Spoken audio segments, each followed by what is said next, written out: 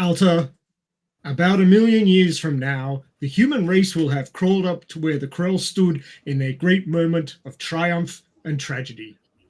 And your father's name will shine again like a beacon across the galaxy.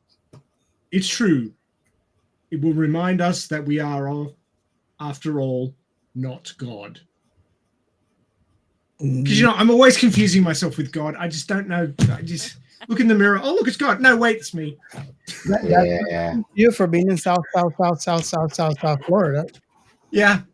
That's why I think it's a common problem down here. God complex. Hello, and welcome to another episode of Science Fiction Remnant. I am your host, not a god, Robert. And I am Captain Chaos. I got in the making. And as you've heard, down in many Souths plus Florida, otherwise known as Australia, it's Mad Krill Scientist Ray. A total devil.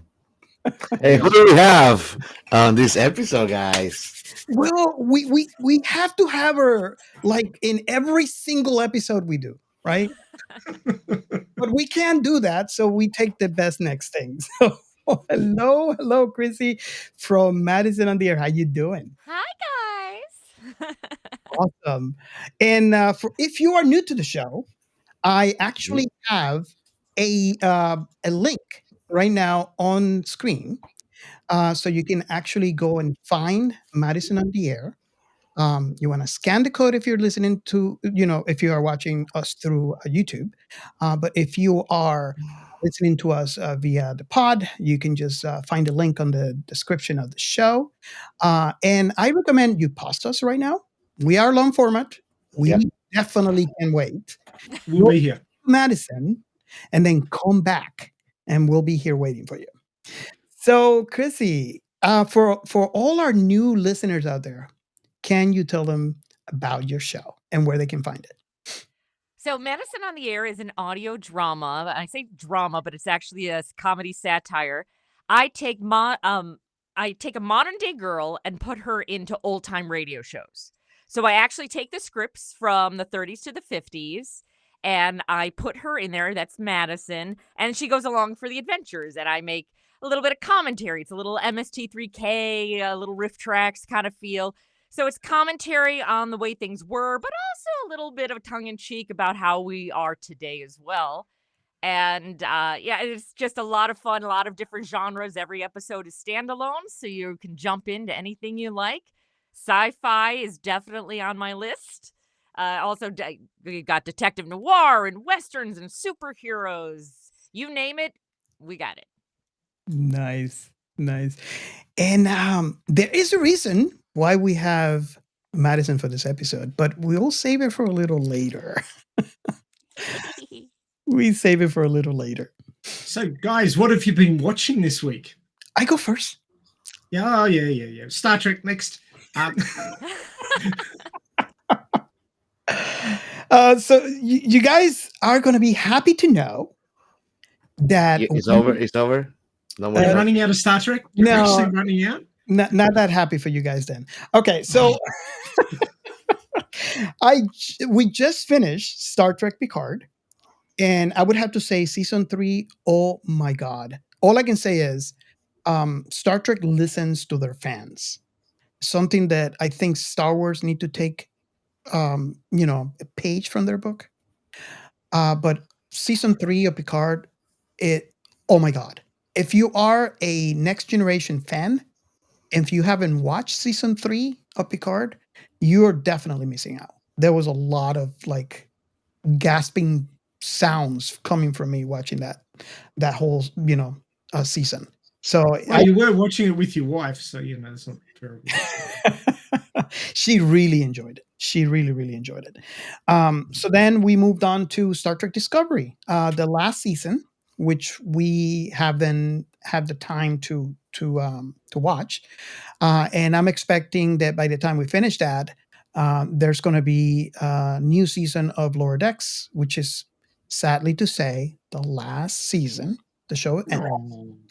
And which, by the way, that is the gateway drug for my wife. Lower Decks was the reason why she started the long-awaited Star Trek rewatch from the beginning.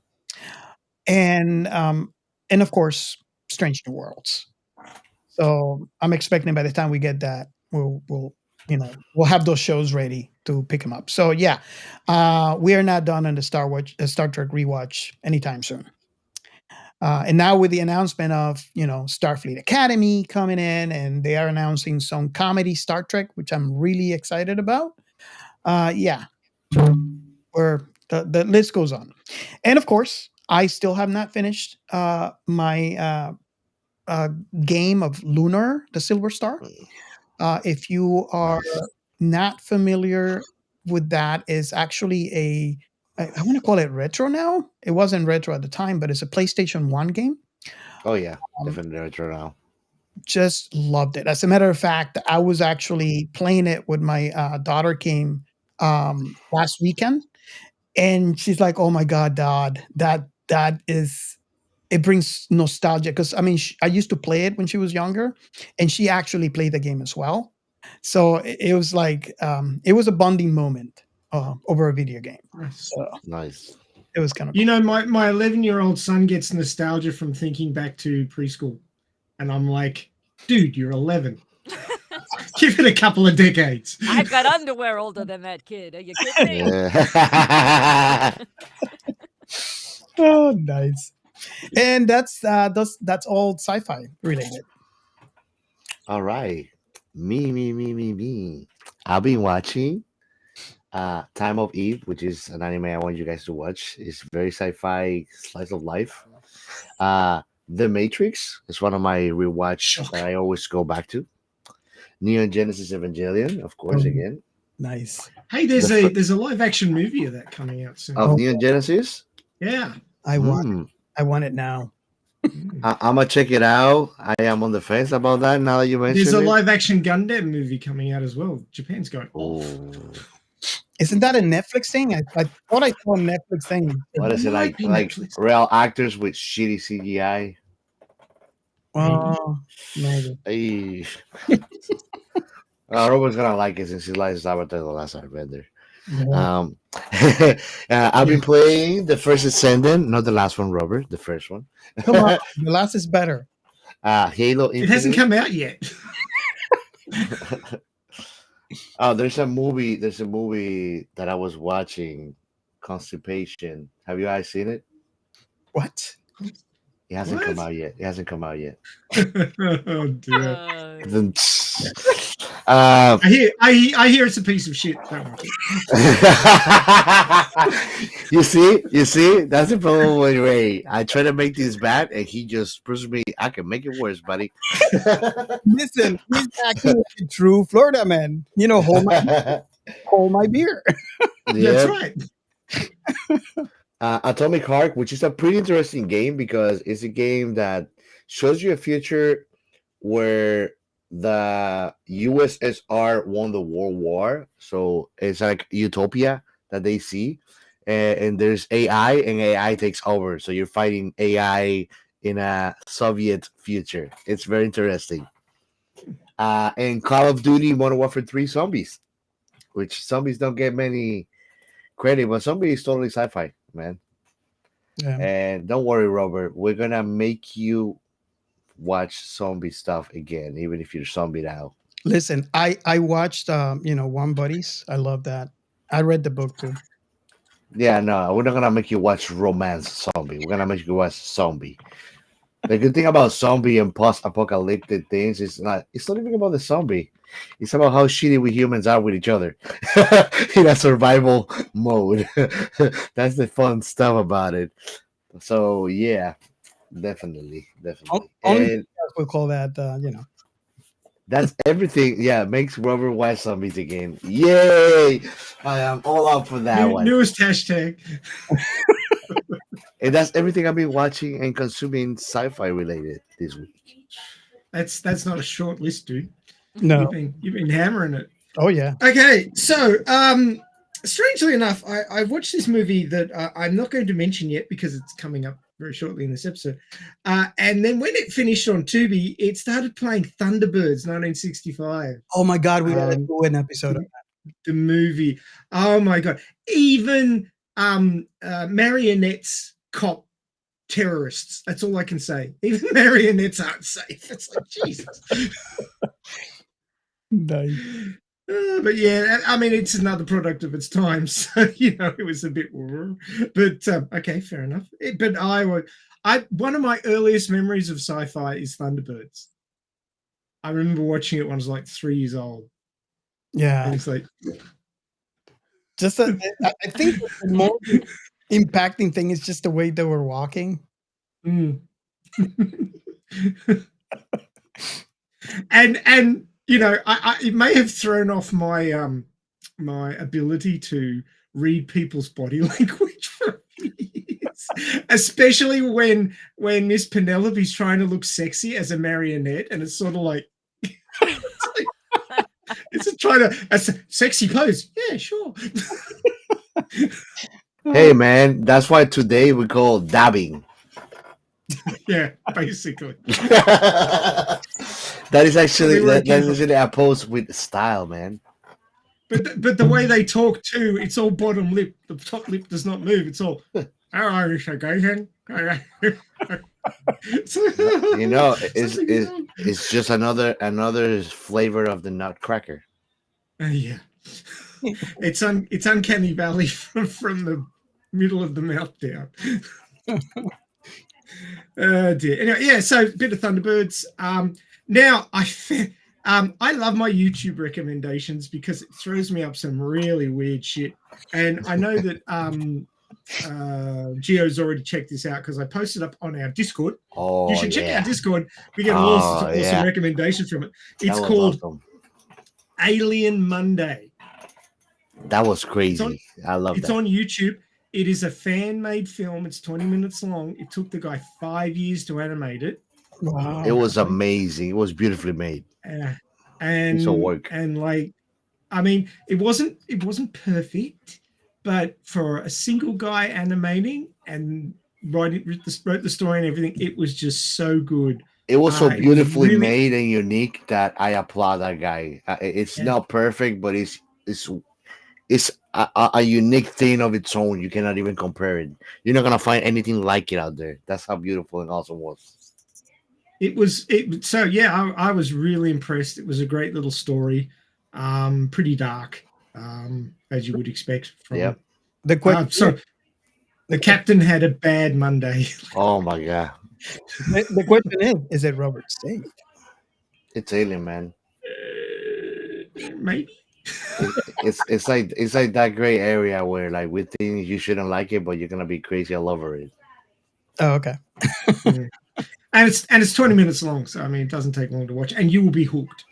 I mean, from the ship designs, the way that and the music was fantastic as well. It was really atmospheric, and actually the end credits uses audio recorded from Jupiter, the sounds of Jupiter. Nice. So it really does have some very interesting qualities. Highly recommend it. It's called Alien Monday. And when I posted it up in the Alien section on our Discord, I said, tell me why I don't like. It was a bad Monday. It really was for them anyway. Captain. But it's a great piece of content. Check it out. Little bit more Fallout, the TV series. I want to get to the end of that. I just got to find time. And another episode of My Wife Has No Emotion. I'm sorry. No, my wife has one emotion, and that is anger. His wife is ginger, Robert. So the emotions there are emotions there. She's ginger. Yeah. Well, I got news for you guys. Mm-hmm. I started watching that. Ooh, you loved it, right? It's interesting, but yeah. I am not suggesting Robert. I'm not suggesting Robert anything anymore. He's an enigma. The latest episode, the guy hears pang, and he has this pain in his forehead, and he wakes up, and apparently his robot wife tried to kiss him good morning because she's not very good at sensing distance and the amount of force she's putting into things. Giving a black eye. She just basically headbutted him. Good morning, bang. Oh my god. Oh wow. Because she saw it on the news. They had this piece That's about. how you get good morning in the fraternity, probably. Yeah. So she's going in for maintenance and upgrades. So he's not going to see her for 2 weeks. So it's a bit like, but she might get to be a bit squishy, unlike the hard polymers that she's made of now. So see what happens. But yeah, it's an interesting show. Well worth it. It's on Crunchyroll. Check it out. Very sci-fi. It's a wholesome show. I do have to admit that. And going back to your Fallout comment there, if you guys are not on our Discord, you don't know that I made Nuke Cola, and it tastes great. Yeah. If you see Robert, if you see Robert growing a third eye over here, you know why. Okay. If Robert's nose falls off and he starts wearing Western getup, I'm going to be worried. The kind of radiation that you use from Fort Myer, usually you grow with certain things. No, they don't fall off. Oh, right. Okay. Yeah. That's what happened. He might have an arm like growing out of the back of his head or something. Yeah, you don't know. I have it covered. If somebody then he can scratch his head without having to. Exactly.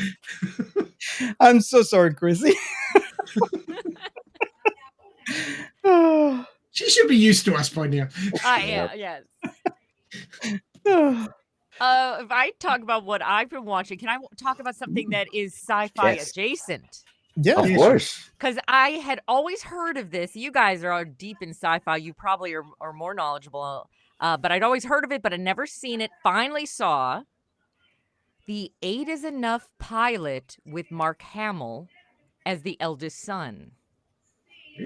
Have you guys heard it? So, I don't know if you're familiar with 8 is Enough. It was, a drama that came out in 1977.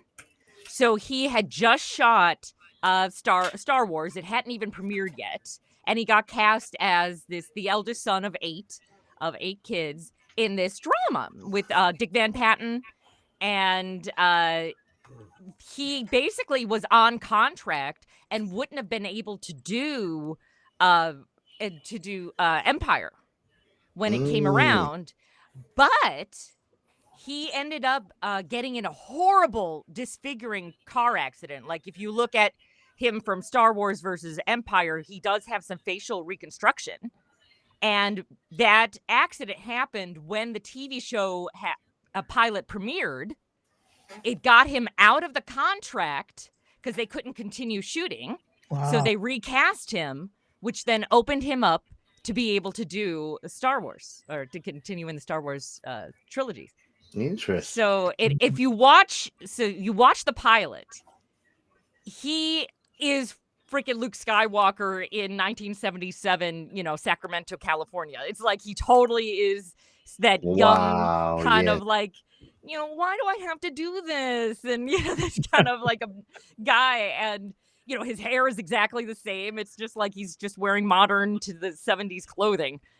He's so Luke in that environment, and it's so whiny teenager from a farm, you mean? Yeah, pretty much. Yep. Oh, so nice. I'd always heard that he had done that pilot, but it was one of those, because they recast a lot of people out of the pilot, actually. I guess they were really unhappy with some things. But I never found it. I had never found it because they always just kind of jump right into when the series had its regular cast. So that I caught on Roku, if anyone out there has Roku. So you can watch it free with commercials. But I thought that was pretty amazing to kind of put all that together. Nice. Yeah, I never heard of that, but I'm going to have to look it up. Yeah. I'm not lying. Awesome. Oh, there we go. There he is. So Isn't he adorable? He's so young. little. Oh my God, He's so yes. little. Nice. The 70s hair. I have to say my one exciting moment on set is I did work the Big Bang Theory wedding episode. So I was on set for 2 days with Mark Hamill, amongst other amazing people that were there. Oh, sweet. I was just like, oh my God, that's Mark Hamill. Oh God. Nice. And he was sweet as pie. He was so friendly to everyone. He loves being Mark Hamill, and that is a great place to be in his life. Did you have a Lukey crush back in the day? Oh, little blonde boys? Yes. Oh my god. Oh my god. John Schneider on Dukes of Hazzard? Yes, bring it. Nice. Awesome. Okay, so are we ready for me to press the right button? Mhm. Yes, please. Are you sure? Can I press the other button instead? No. Press the right button. We are Science Fiction Remnant. This is the Funny Science Fiction Podcast.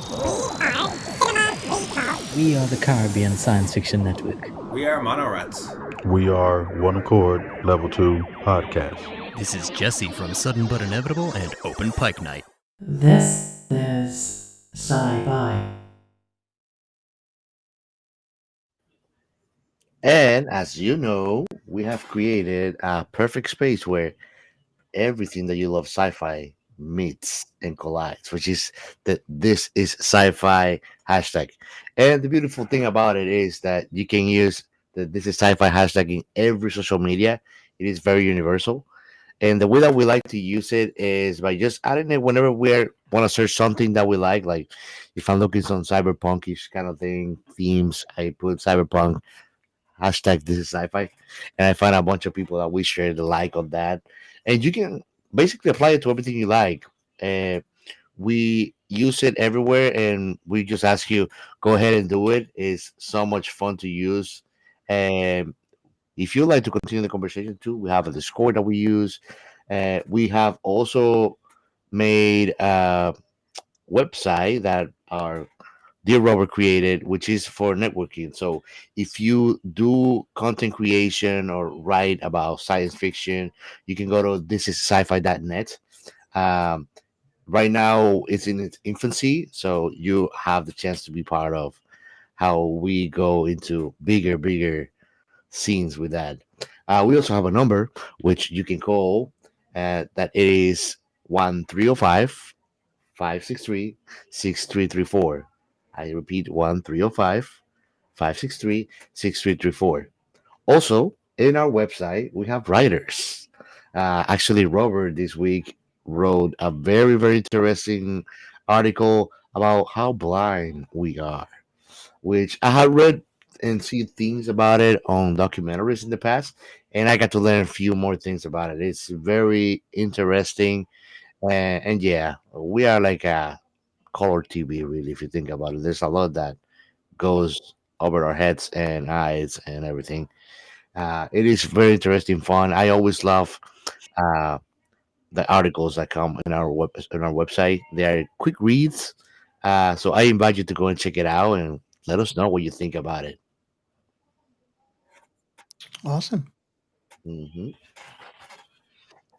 Okay, so moving on to the next. Hang on. Don't we have a message? That's true. This Is is there a recording? a message. We gotta put it in shout outs, but bring it on, man. We got a message actually, and let's hear it first, and then I'll tell you who it is. Okay, here goes the message. Hey guys, this is James Allocca again, author of Black Saucer, Descendants of Craig, and Starcops. Just got around to listening to your July 13th episode. Thanks so much again for the shout out. Really appreciate it. Really enjoy your show. And I will continue to promote it on my Facebook page. But once again, guys, you're doing a great job. Really enjoy the show. Fantastic again. Talk to you soon. Take care. Bye bye. Nice. And yes, James Allocca, the writer of Black Saucer, A Story of Determination, a great book. Go and check him out on Amazon. He's there. I like reading his books on digital in my Kindle. You can go and check it out there and get a hard copy if you like. He has actually different titles. He's a great writer. We love always having him on the show and having conversations with him. Thank you for the message, James. And now let's move to the next segment.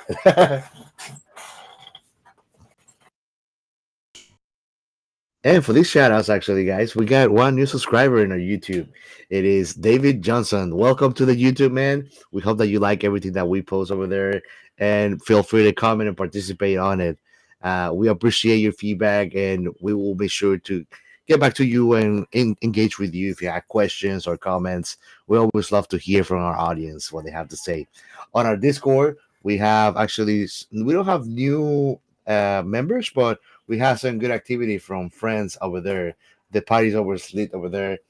We Ray, Robert, and I always keep it on, but my friend Lil Mo and Lauren Schmitty Smith also have been keeping the party up. In our Instagram, we have The Call of the Void. It's a great podcast. Go and check them out.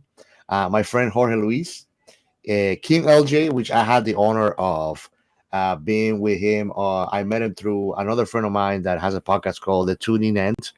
They do like kind of video gaming podcasts. Go and check them out.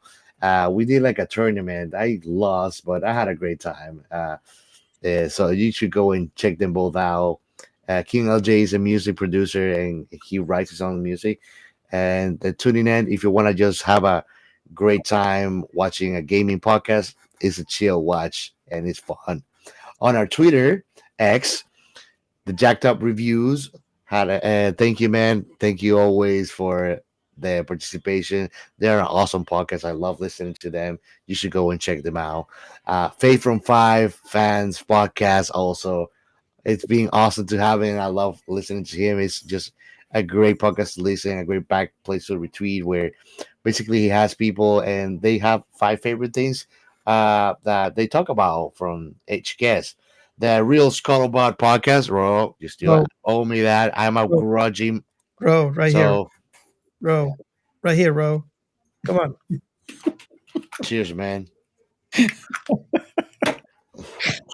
Uh, Also, I we had actually uh, Michael Shane.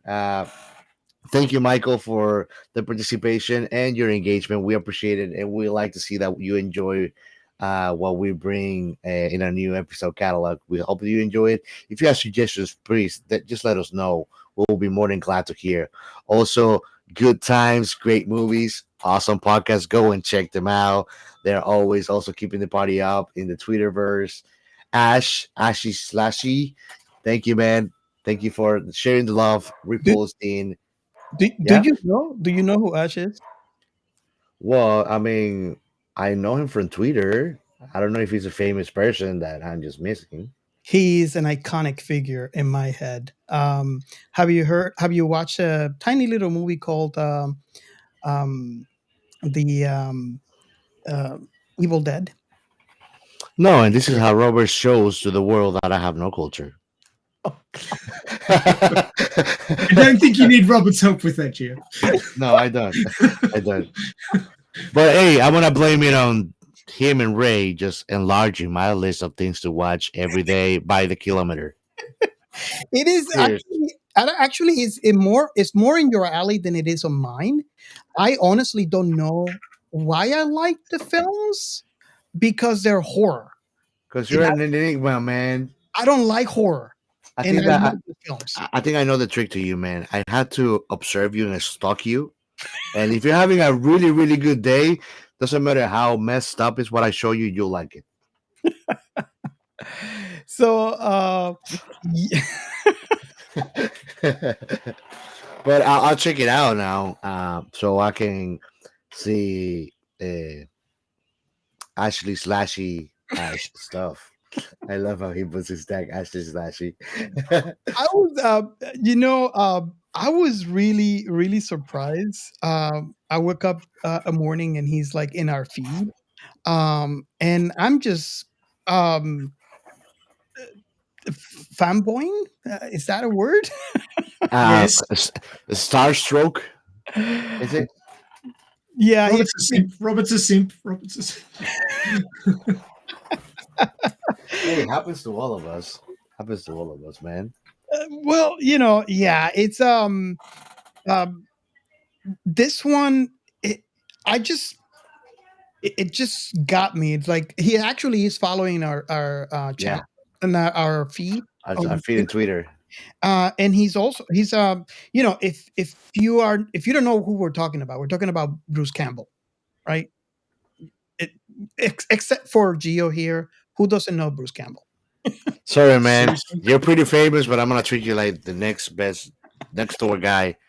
You're my buddy, and I appreciate This is it. my boomstick. He might actually enjoy that. He might actually enjoy that. Can I I got say to know. that I also have a crush on Bruce Campbell?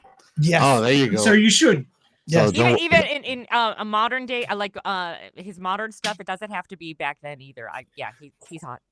Don't Yeah. worry, Yeah. Quincy. If I get to know them, I'll hook you up. Christy, you're so right. You know, it doesn't matter if it's in early ages of like the Evil Dead or now today's day. Yeah, I get you. I watched all of Burn Notice. Bring him. Nyala Hotep. So yeah, I just had to mention that, Gio, because it seems like you didn't know who he was, and I was really excited when I woke up this morning and noticed that he's following us. So thank you. So you would tell me this is him. Bruce Is that him? Oh, buddy, you look nicer in the photo that you had on profile on your Twitter. I'm telling you, it's for hot. sure. You didn't look like that, so you look nicer on your on your Twitter for sure. Keep that look. I don't like that one that much. That was the receiving end of "Give Me Some Sugar," baby. I'll check it out. Actually, they probably might recognize him. His face when I saw his profile, kind of like was one of those faces I've seen him, but I did not know him like you do. But probably because does he still creating and producing things to this day, or Actually, there was a show, and I don't know. I could recognize maybe? I think they canceled. He did a remake of. Because imagine me looking at that thing in 1995. No, but that's 5-year-old kiddo. I already fucked myself up. That's watching not him. bad things. Imagine 5-year-old watching that. I wouldn't probably. That is not him. That's what you showed is not him. I know I'm messing, bro. But the movie itself, imagine me watching it. I don't know. Was Johnny Bravo inspiring you, buddy? Oh, mama. That's a Bruce Campbell movie. Bruce does a good Elvis. Yeah. Oh, yeah, definitely, bro. I would say. He's awesome. It's totally awesome. I get what Greasy likes him. The guy got grease. All right. Well, there you go, man. And last but not least, Twist My Arm podcast. Cool as hell, guys. Hey, they talk a lot about many things that we like contemporary sci-fi things, Star Wars. I actually got to play with them a couple of weeks ago. We played together this game. I'm trying to get Robert into, but Robert is not into the competitive, toxic gaming scene. So I cannot getting into Star Wars Hunters. But they are awesome. Stop and go and check that out. It's Twist My Arm podcast. If you want to give him good support, go to YouTube, give him a follow, subscribe, and share for sure. And that is all for today's shoutouts. Awesome. Okay, so I think we gotta move to another segment, and I'm thinking. Do you remember which segment it was? I've got a vague idea. The Allocca Army News. Thank you so much. He took that so nicely. All right. You just gotta. With age comes grace. So Okay, I'm gonna do it this way instead. The Allocca Army News. All right, I like that for the change. Okay. that doesn't sit so well. I prefer the first. So, Radio Chaos has been missing for like the last 3 weeks due to various factors. And in that time, we had the sad death of John Landau, producer of the movie, and producer of lots of great sci-fi movies, as I mentioned in a previous episode. But we finally got the live stream back up and running this week with episode 224, which was Tears of an Angel, moments in the manga when Alita lost all hope. So I thought, this would be a pretty easy thing to do. Famous last words. came up with the topic myself. And so I spent 4.5 hours going through the entirety of the first series of the manga, and found no less than 13 times where a leader lost the plot, had tears in her eyes. So we went through and talked about those moments. And of course, the manga fans who were on the stream at the time were quite vocal about it. And it was an interesting topic. But there's 19 volumes of Last Order, which is the second series of the manga, and I didn't have time to go through all of those as well. So we're going to have another bite of this apple for Last Order. So I just went through the 9 volumes of the first series of the manga. So yeah, she was in tears 13 times. So we discussed all of those points. And it was an interesting discussion. People learned things, I think, about different points in the story. So, yeah, that was good. Awesome. So that's what we got up to this week. Okay. So, if you don't already know by the name of this episode that you just downloaded, we are talking about Forbidden Planet from 1956. You're a daring one for downloading this because this is forbidden. Yeah. The moment you see forbidden on anything, everybody's just download. Yeah. It'll probably be our second or third most downloaded episode within a week. I just got a great marketing idea. We should change the podcast to do not listen to this podcast. Yeah. I warn you. I warn you. We should just change it to Forbidden Sci-Fi. Yeah, Forbidden Sci-Fi. And everybody will be in on it straight away. Quadruple the audience. Okay, so before we get into this episode, we have something. Do we? Yes. Do we have something? Yeah. I think it's the plot. There's one of those? Give me a P, give me an L, give me an O, give me a T. And for all of you out there, this is our Chaos the cheerleader. So, yeah. I need a pom-poms, man. Okay, so do we have a plot? We do have a plot, in fact. Nice. Ray's face is like, that was anticlimactic. Yeah. Strangely enough, I do my job. So I said it like that for the listeners to give you some context. Robert messages me and says, "Hey, have you watched it yet?" I'm going, "Dude, I've watched the thing. I've listened to Madison. I've filled out all my sections on our show notes. I've put a quote up. I've done this. I've done it." He's like, "Oh yeah, bitch."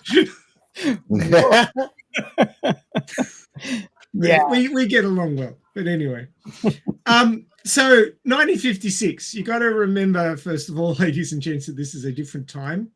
You'll be traveling on the starship USS Misogyny. Just be aware.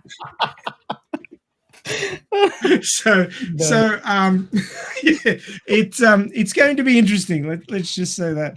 Misogyny, there was a bunch of dudes only. That was like the sausage party. It was. I think that's where they filmed the sausage party. God, bro, they did a thing with this head. They look like a bunch of babes, bro. Like, it's a chick. It's a chick. Wow. Well, apparently the guys were selected for their physical specimens, not for their... Yeah, it's just for the DNA, bro, not for the brains. Yeah.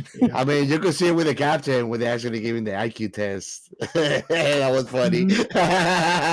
Maybe this was getting stuck into him, and I don't even think the captain got it. That was so funny. It was amazing to see Leslie Nielsen, who I know from, Police Story and all those comedies, where he acts like a complete nutter, and see him do something vaguely serious. It was quite the what? I resisted the urge not to laugh when I hear his voice. It's like, second nature. I hear his voice, I laugh. So I was going to say, so in 1956, the budget for this movie was nearly $2 million, which was a lot of money back then. I've done the calculation. Thank you, CPI inflation calculator. And it's the equivalent of 23.1 million, which was 2 million back in 56. So yeah, things have changed a little bit. And its box office was a little over a third more than its budget. So it didn't do hugely well at the box office comparatively. Probably because it was science fiction in 1956, which may not have flown as well as it would after Star Wars made sci-fi popular. Yeah. You're just going to have to give me a moment. My headphones have chosen this moment to the battery to run out. So just give me a sec to. Oh, you're good. And just Well, I could talk about a little bit of Leslie Nielsen. So he was 30 when he did this, and he was known for serious roles through his entire early career. I mean, if you remember Poseidon Adventure with Gene Hackman. Oh yeah, that was a ride. That was a ride in Universal, right? No, is it Universal? Or no, I don't know. No. Or Disney, but it had like a ton of water. When he was approached to do Airplane, he's like, "What are you talking about? I'm a serious actor. I can't do this off the wall comedy." They're like, "No. That's what we want. We want you to play it straight. We want you to be straight while the mayhem is going on around you." And he almost didn't take the role. He wasn't going to do it. They talked him into it. And so, of course, he did Airplane. And then, like you said, the police. What was that called? Naked Gun. Well, yeah, Naked Gun, but the TV show. Oh, the TV Ray, show. you mentioned it. But yeah, so it's like we know him from a modern context because coming into like 1980, he started doing comedy, but all the way up to 1980, he was a dramatic actor. Mm-hmm. Oh yeah, he played it straight as a die. He was very hot as a young man. Yes, he was. If you like the Silver Foxes, you can keep going. But no, he had quite the presence in this movie, which surprised me. I must say that I'd seen snippets of this movie and various other things, and I'd seen bits of it Saturday afternoon walking past the television when I was a kid, but I hadn't actually sat down and watched the whole thing.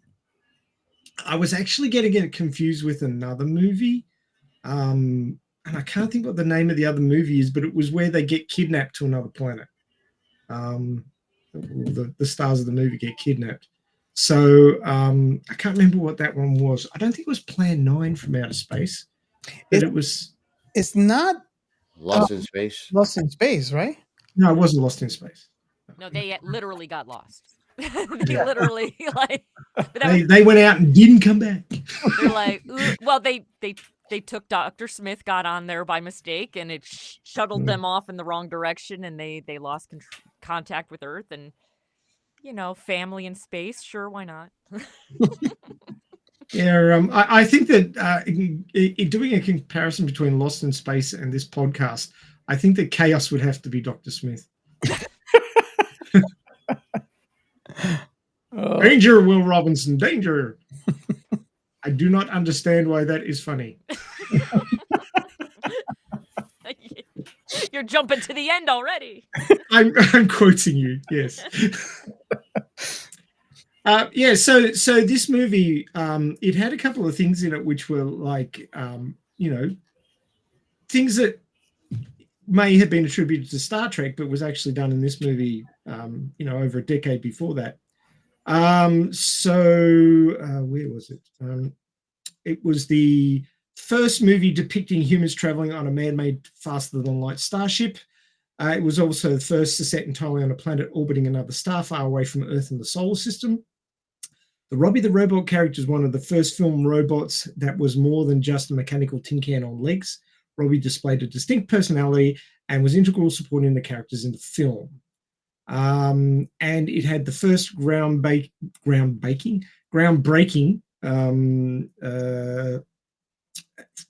score, which was entirely. Oh man, I'm thinking of cookies now. Space cookies. Well, it's summer over there, isn't it? Couldn't you just put cookies on the bonnet of your car and just cook them that way? Oh yeah, I'm thinking about space cookies now. Space cookies. Because if you put space in front of everything, it's better, including Yeah. cookies. We say that in almost all our episodes. Anything you just add space to it, and it makes it better. Yeah. And by the way, I like to eat dog. Like not cook dog. What? The dog. The dog of the cookies. The cookie Oh, dog.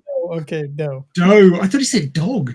Me No, too. bro. What is this? I haven't tried. Robert I haven't Kennedy tried dog Jr.? yet. What's going on here? I haven't tried yet, Bray. Not yet. I You heard know. dog. I heard dog. I heard dog. Yeah. Oh, I thought we were segueing to an Asian cooking show there for a second. wow. Okay. Moving on. Moving on. Yep. Yeah. So Forbidden Planet was quite the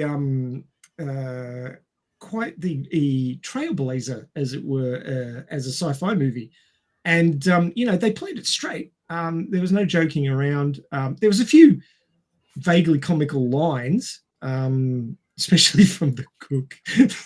That guy was bonkers. Oh, dear.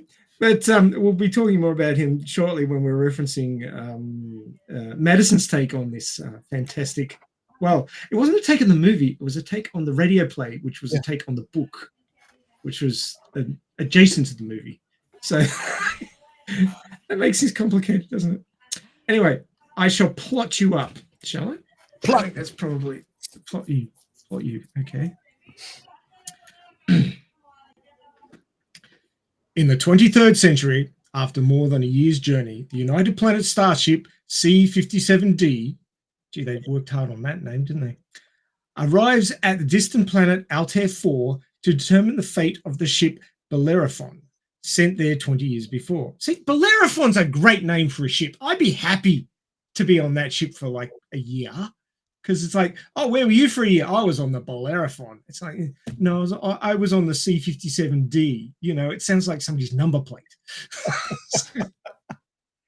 Come on, United Planet Space Force or whatever the hell you call. Better names. Early Starfleet. Very early. I'm still flying UFOs.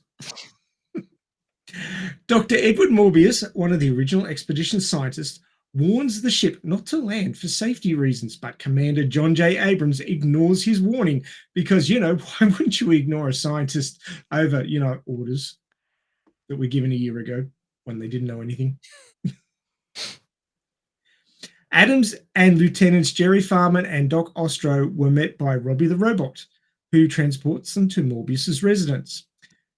I think Robbie was a bit of a hoon. Did you see the way he was taken off across that desert landscape? That thing was belting along. Hey, the first thing that my wife said when she saw that is like, oh, look, a Cybertruck. Oh, dear. Everything old is new again. Morbius describes how all the other members of the expedition had been killed one by an unseen planetary force, with the Bellerophon being vaporized and the last survivors tried to escape. Only Morbius, his wife, who later died of natural causes, and their daughter, Altaria, were somehow immune. Morbius offers to help the starship's crew return home, but Adams says he must receive further instructions from Earth. The next day, Adams finds Farman kissing Altaria. Furious, he rebukes Farman and criticizes Altaria for wearing revealing clothing. Thank you, 1956. That night, an invisible intruder sabotages communications equipment aboard the ship. The next morning, Adams and Ostro go to Morbius's residence to discuss the intrusion. While waiting, Adams happens upon Altaria swimming. In Altera's defense, Barbarella just came out a little bit after that, but they're in the future, so maybe she just got some influence, So it was not so showy. It could be. I mean, this is when you were allowed to have sex in your sci-fi.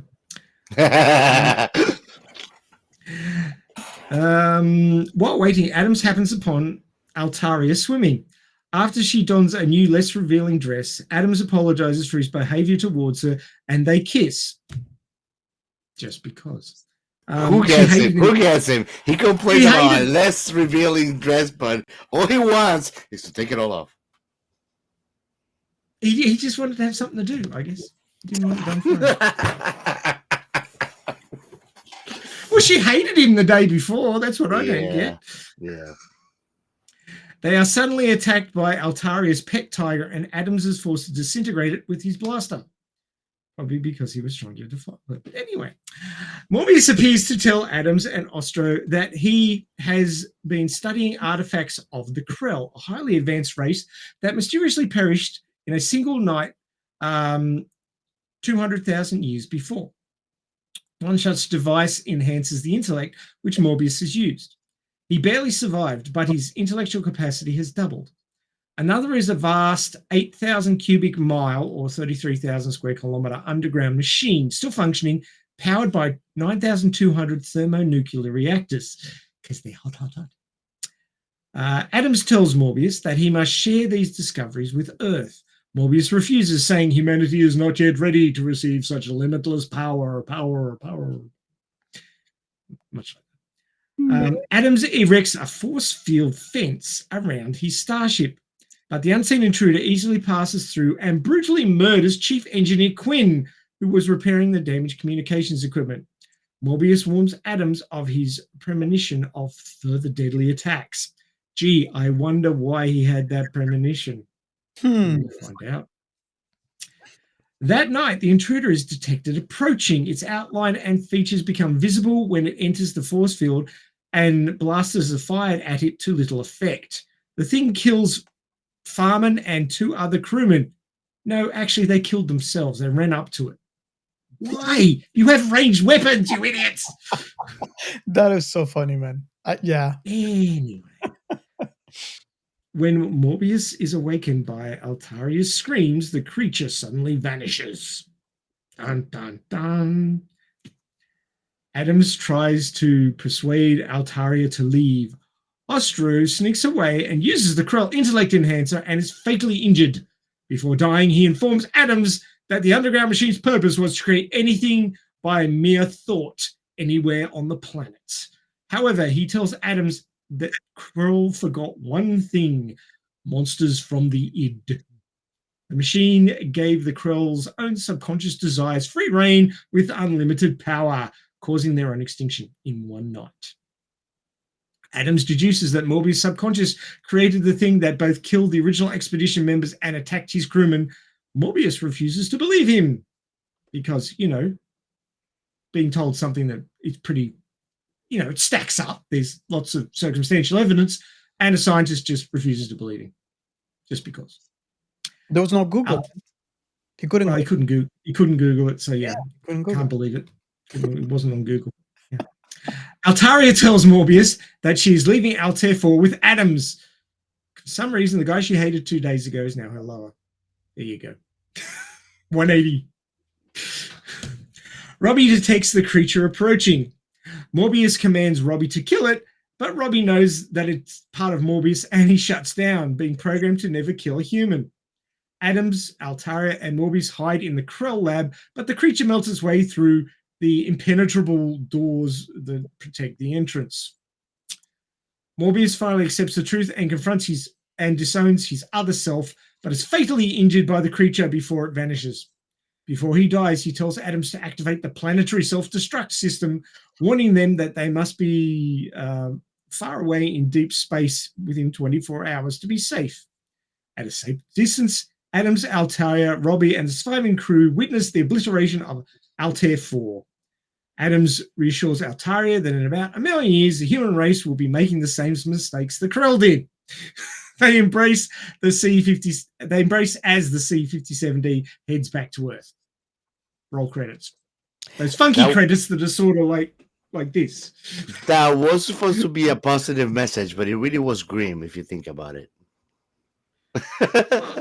I mean, she hates the guy. She falls in love with him overnight, and then decides to leave with him 2 days later. And then he's standing there making her watch the planet she grew up on blow up. It was like a whole Moff Tarkin thing. Watch the planet you grew on blow up. Okay, now you can come back to Earth with us. You've made it through the torture I've imposed upon you. Now you can come back to us. Yeah. I would have to say that and I think I talked about this with Gio when we were having our watch party on Discord, which, by the way, we do those things. So if you are not a member of our Discord channel, you might want to join up. That it's so wrong how he's like he's dying, right? And he tells Skipper, do me a favor, press this button. And he presses the button. He's dying. Last wish. It's like, by the way, that is a self-destruct. Yeah, burn up the Gotta planet. be 200 million miles away from here. You better run now, because if I can't have it, no one can. That's my kind of people. I like his attitude to the very end. Oh my god. Okay. So it was a different time. It's like I'll put it down to that. Hey, I'm petty. What can I do? So hey, before we delve into this movie, I would like to take the path less traveled and talk about Madison's take on this story, which admittedly it was filtered through a radio play version of this, which was done in my home country of Australia. I'm not sure which year it was. Do you know? It did come out in 56. It was like right when the movie had come out. Oh, right. I think they were probably trying to capitalize on its being in the theaters. Ah, right. So it was sort of the extra material, the bonus content, as it were. I think this was filtered twice. It was filtered through not only the radio, right? But it's filtered through Madison's eyes. Yes, it sure was. Yeah, well, the rule of my show is to always take the radio versions of things, even if they have been made into movies or are movies or books or something like that. So I try to stick to the script that I get from the actual radio show. Like the fact that they refer to the daughter as Alta instead of Alteria. I don't know why, but they did. So Alta's her nickname, her Yeah. short and friendly name. Well, and Alteria is obviously from Altair 4. Oh my god. Yeah. So yeah, they're definitely a little different things. Only so much you could do in an audio only format, even for them back in the radio days. So not as impressive of the special effects, which honestly were pretty decent for 1956. They were. I've seen a lot worse. Oh yeah. Even in more contemporary shows that had bigger budgets, I've seen a lot worse special effects. They did a fantastic job. I was really impressed. Since we're talking about that, I think I was going to mention, because that's actually my answer and what I alluded to at the beginning of the show for Gio, as to why the film, because he said, I mean, it's like we echoed right now, how the film, it was surprisingly, it had a good appeal considering it was 1956. And I'm going to say this, and you guys let me know if you agree or not, but I believe that it has something to do with the fact that the special effects team was hired from Disney. They were, yes. So I don't know if Gio knew this, but I did not, but it makes sense. It's like I told you, like, I used a good comparison, I think, when I hit with Logan's Run, which was for 24 years, no, like 20 years after this movie came out, practically 19 to be exact. And when you think about it, the indoor sets are equal as competent, but the outdoors sets compared to Logan's Run are superb on this movie. For me to compare it to like those space sceneries and like the landing, comparing it to Space Odyssey, but this was made in the 56, which is still about 10 years or 12 years before Space Odyssey. So they put a lot of effort, and it was good quality for the time.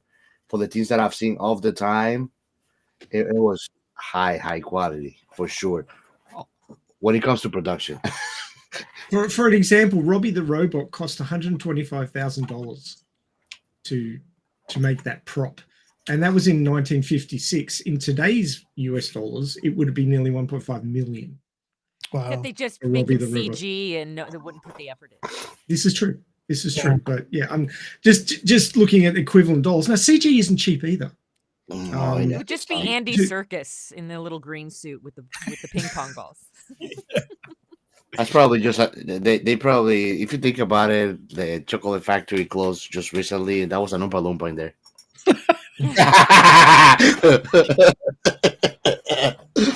Robbie wasn't that short.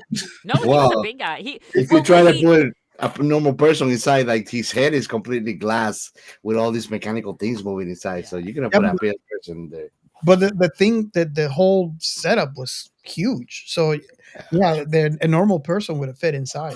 the fact that he like was carrying Doc at the end and Doc was dwarfed in his arms. Oh, that's Like a little boy. true. Yes. That's true. You're right. You're absolutely I think right. the size mattered because they kept insisting about how strong he was and he could destroy the entire home that they were in and he could carry lead without even Oh thinking my about god, it. 10 tons. 10 tons of lead. Yeah. 10 tons of lead in one hand, not Just overbalancing about him. just about 10 tons. Oh god. I just want to mention that how we prepare for this episode, we actually did a watch party and we watched the film, and we also listened to Madison on the Air, this episode, which by the time this episode releases, is going to be already out. So I was having some conversations with Gio, and Gio was, oh my god, I think I don't know if we should ask Ray, because I think Gio and I are too much of fanboys here to, but we're having fun. We were having so much fun with that episode. I listened to the Madison on the Air episode while I was shopping in two different supermarkets because I needed things from different stores. And people kept looking at me because I kept bursting out laughing. Yay. I gotta say, Chrissy, congratulations and well done. Your production values, your audio theater is amazing. Oh, thank you. If people aren't listening to your podcast, they're doing themselves a disservice. The Robbie voice was brilliant. The special audio effects of like the electric field of the fence, and all the other bits and bobs that were going on were just spot on. It sounded like $1 million. So you guys are just knocking it out of the park. It was $1 million in 1956 money. Yes, so it'd be like 25 million now. Yeah, that'd be fine, wouldn't it? But yeah, I was just amazed, and your script was just on point. So many places. The irony of Madison, who she was probably about the same level of intelligence as the original cook in some places, but then in other places she had the physics understanding. The astrophysics understanding of how planets accrete down verbally pat. And I'm like, that's not something you just, spit out in a casual conversation. It's like, I watched a lot of serious TikTok stuff. videos, so I'm very learned.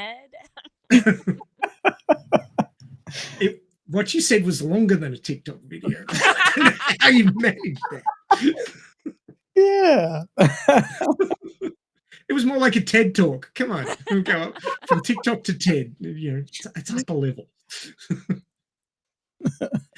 But yeah, I mean, wow, it was really well done, Chrissy, and congratulations to you and Madison and all the other people who were working on that. It was fantastic. Yeah, thank you. I mean, what I try to do when I get any of these scripts is I try to fit Madison into one of the already established roles. Like sometimes it's easy, like I do like Sherlock Holmes, and she'll just step in for Dr. Watson. In this one, the cook did seem like the best choice because he was the comic relief. Oh, that actor was so bad in that movie. Oh, bless his heart. He was terrible. whether it was written that way or he just sucked. But so I decided to have her go in there, but I always have to come up with excuses of why she shows up in the other scenes. So that's always fun. She just kept following everybody around. I can't remember which scene it was when they're trying to explain why Madison is tagging along, and the narrator said because this is her show. Ran out of excuses. There we go. I I'm like the one who's editing this thing. That's why. Look, if you get the narrator on your side, you've got it made. That's all I can say. And bless my narrator, that was Brian Sexton. He does Irish science fiction. And I discovered him like a couple years ago. I think he might have discovered me first, and then I started listening to his stuff. And I just had to have an excuse to bring him on. And I think I am trying to take a script that is for them an hour long. And whenever I add Madison to any of these scripts, it usually doubles the length. And I did not want to do an epic long episode. So I definitely weighed heavy on having the narrator kind of help us through some of the plot. And he talks very, very fast. So it got me through a lot faster. We came in at about 56 minutes, I think, for the episode. Well, I like the way you added the Madison X. What was the character's name? The other girl, the Altair. Yeah. Altair. Oh yeah. The Madison X Altair ship to it, and you use that instead of going through the boring scenes. It's like, well, you can watch two girls getting it on, or you can listen to two girls getting on, or you could listen to a guy giving a really dry TED talk about an alien culture, which is boring, so we'll just skip that. It was beautiful. Oh yeah. It was too shit. Yeah. So what Ray was describing is of course, one of the things that definitely stood out to me in this film is yes, the misogyny, and certainly how in the first time we have Jerry who corners poor 19-year-old Alta, who's the only other human she's known is just her dad. And he's like, oh, yeah, you need to kiss me. Oh, it's totally for your health. Yeah, here, let me show you how. I mean, it's so gross. Oh my God. And But he is 30 years old, and he's coming on to this 19-year-old who's basically in a go-go dress. You know, that costume that she wore in the film, it really is risque for 1956. It actually shows up on Google searches for 1960s clothes. I'm like, no, sweeties, they came up with this a decade before then. You know, she is definitely scandalous for being dressed like that. Yeah, so of course Jerry is forcing himself on her, and then they have, no, here, let me show you how. So the commander is forcing himself on her. So I just decided. But it's okay because it's the future. But it's okay. Yep. You can ask Robert, and they're doing it in front of the dad. I'm like, the disrespect, my man, is just uncanny. Well, when you've been in a sausage party for a year in outer space, I mean, you're probably nutso anyway. Which, of course, I've got it. So Madison was actually on that ship with them for the year, but she's wearing that ugly jumpsuit. So they thought she was a guy. Yeah, those sci-fi shows with those jumpsuits. Oh my God. And as it turned out, she was a more attractive guy than the guys. Yeah, that's right. Yeah. Yes. I do have to say, Alta was a savage. Alta was a savage. Oh my God. I was like, I was gasping. The first kiss, right? And we'll do a compare. I mean, I'm talking about the movie right now, but we are going to do a compare with Madison on the Air as well, because that was epic.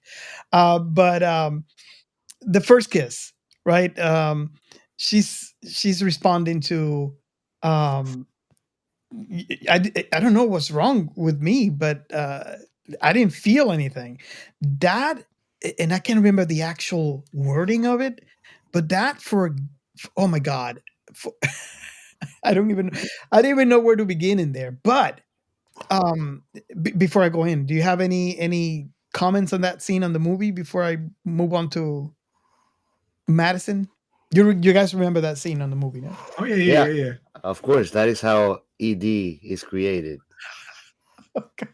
By demoralizing a man completely of his reach. She's like, is that She's all like- there is to it? It's like, what's the simulation? And then she goes like, what is the opposite of that? It's like, Like, try it wow, again. man. Try it again. Keep on trying it again. And she's now. Well, you got to stick with it. Now, Yeah, no. I think the reason why I was mentioning this because I think Madison said, "Hold my beer."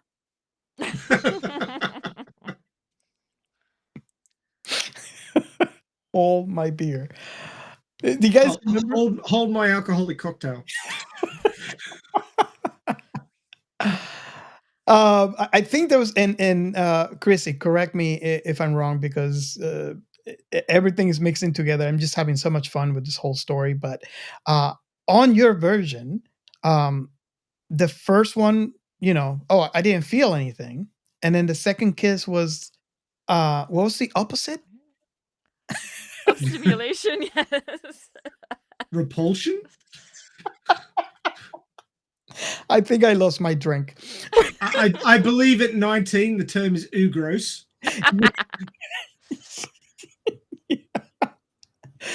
Oh, That's a technical term for teenagers. So But you can ask Robert what came to mind when she said that was dead inside.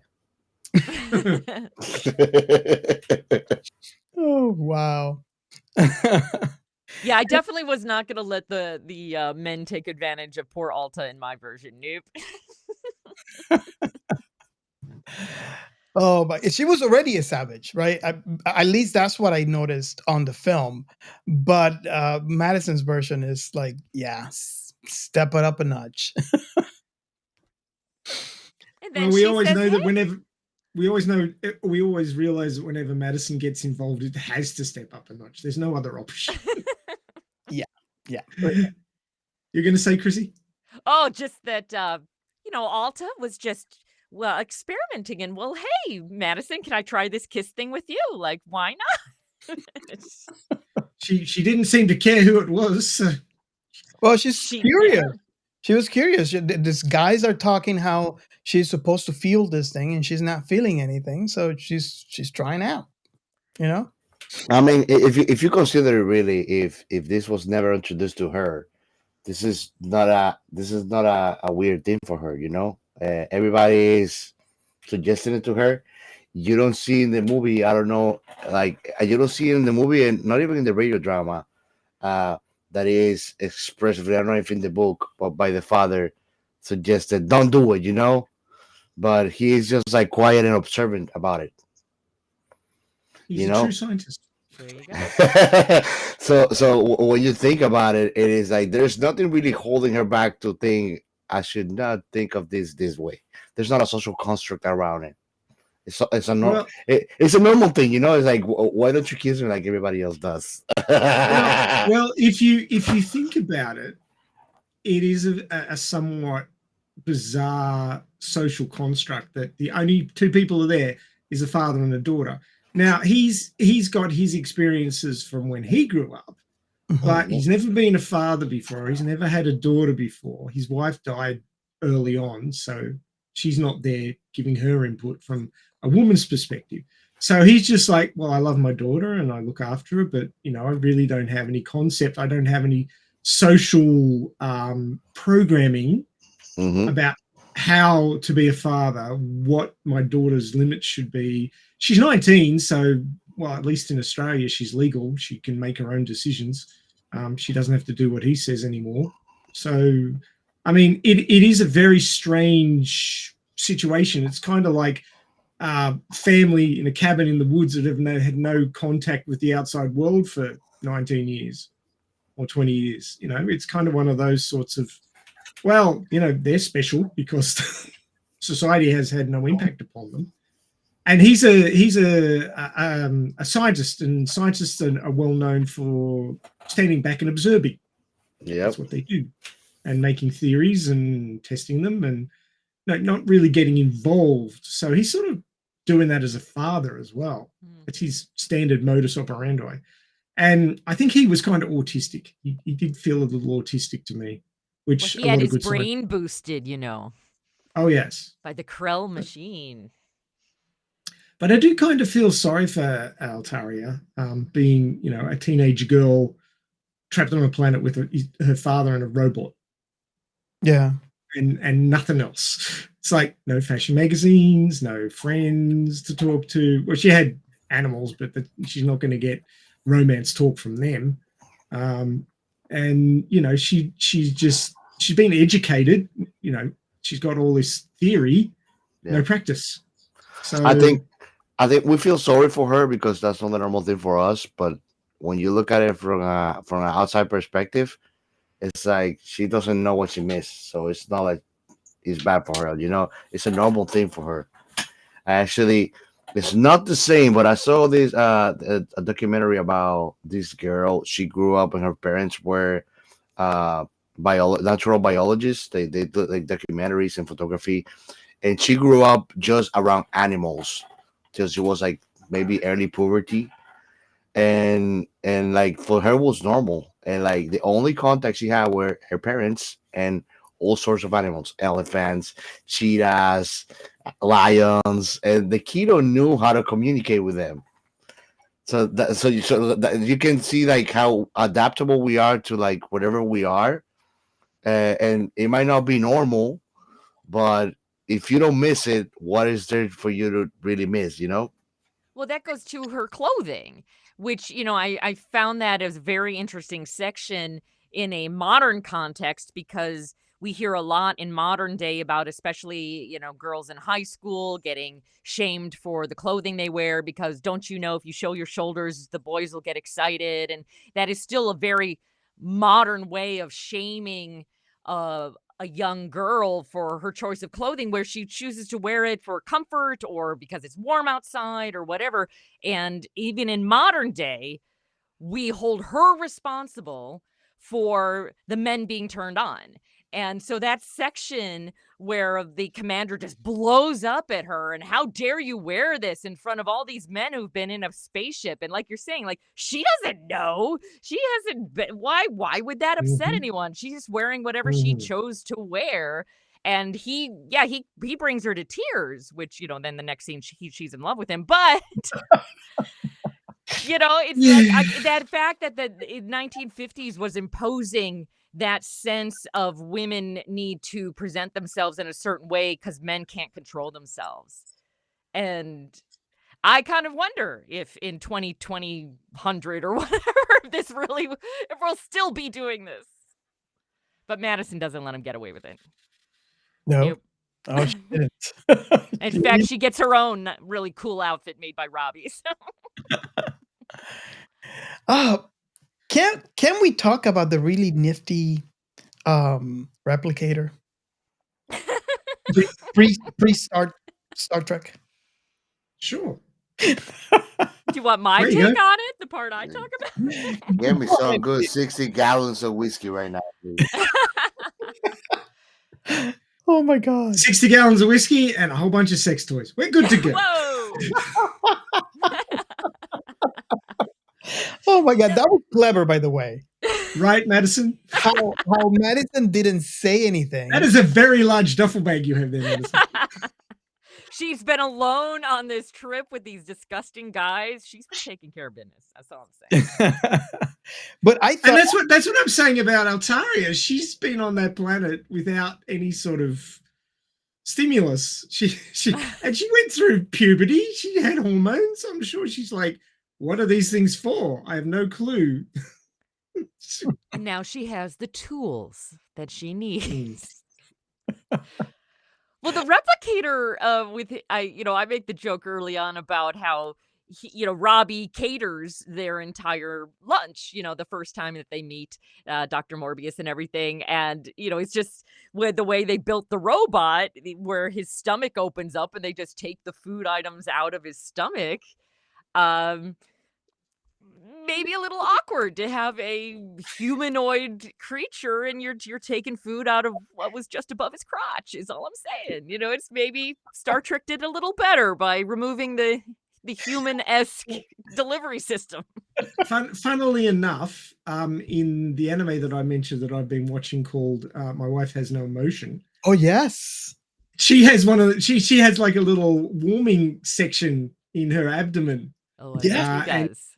you can put a cold cup of coffee in there and warm it up and stuff like this. Or keep something cool. Like they went to have a picnic, and she had a cold drink for him. So she opened up her stomach and got the drink out.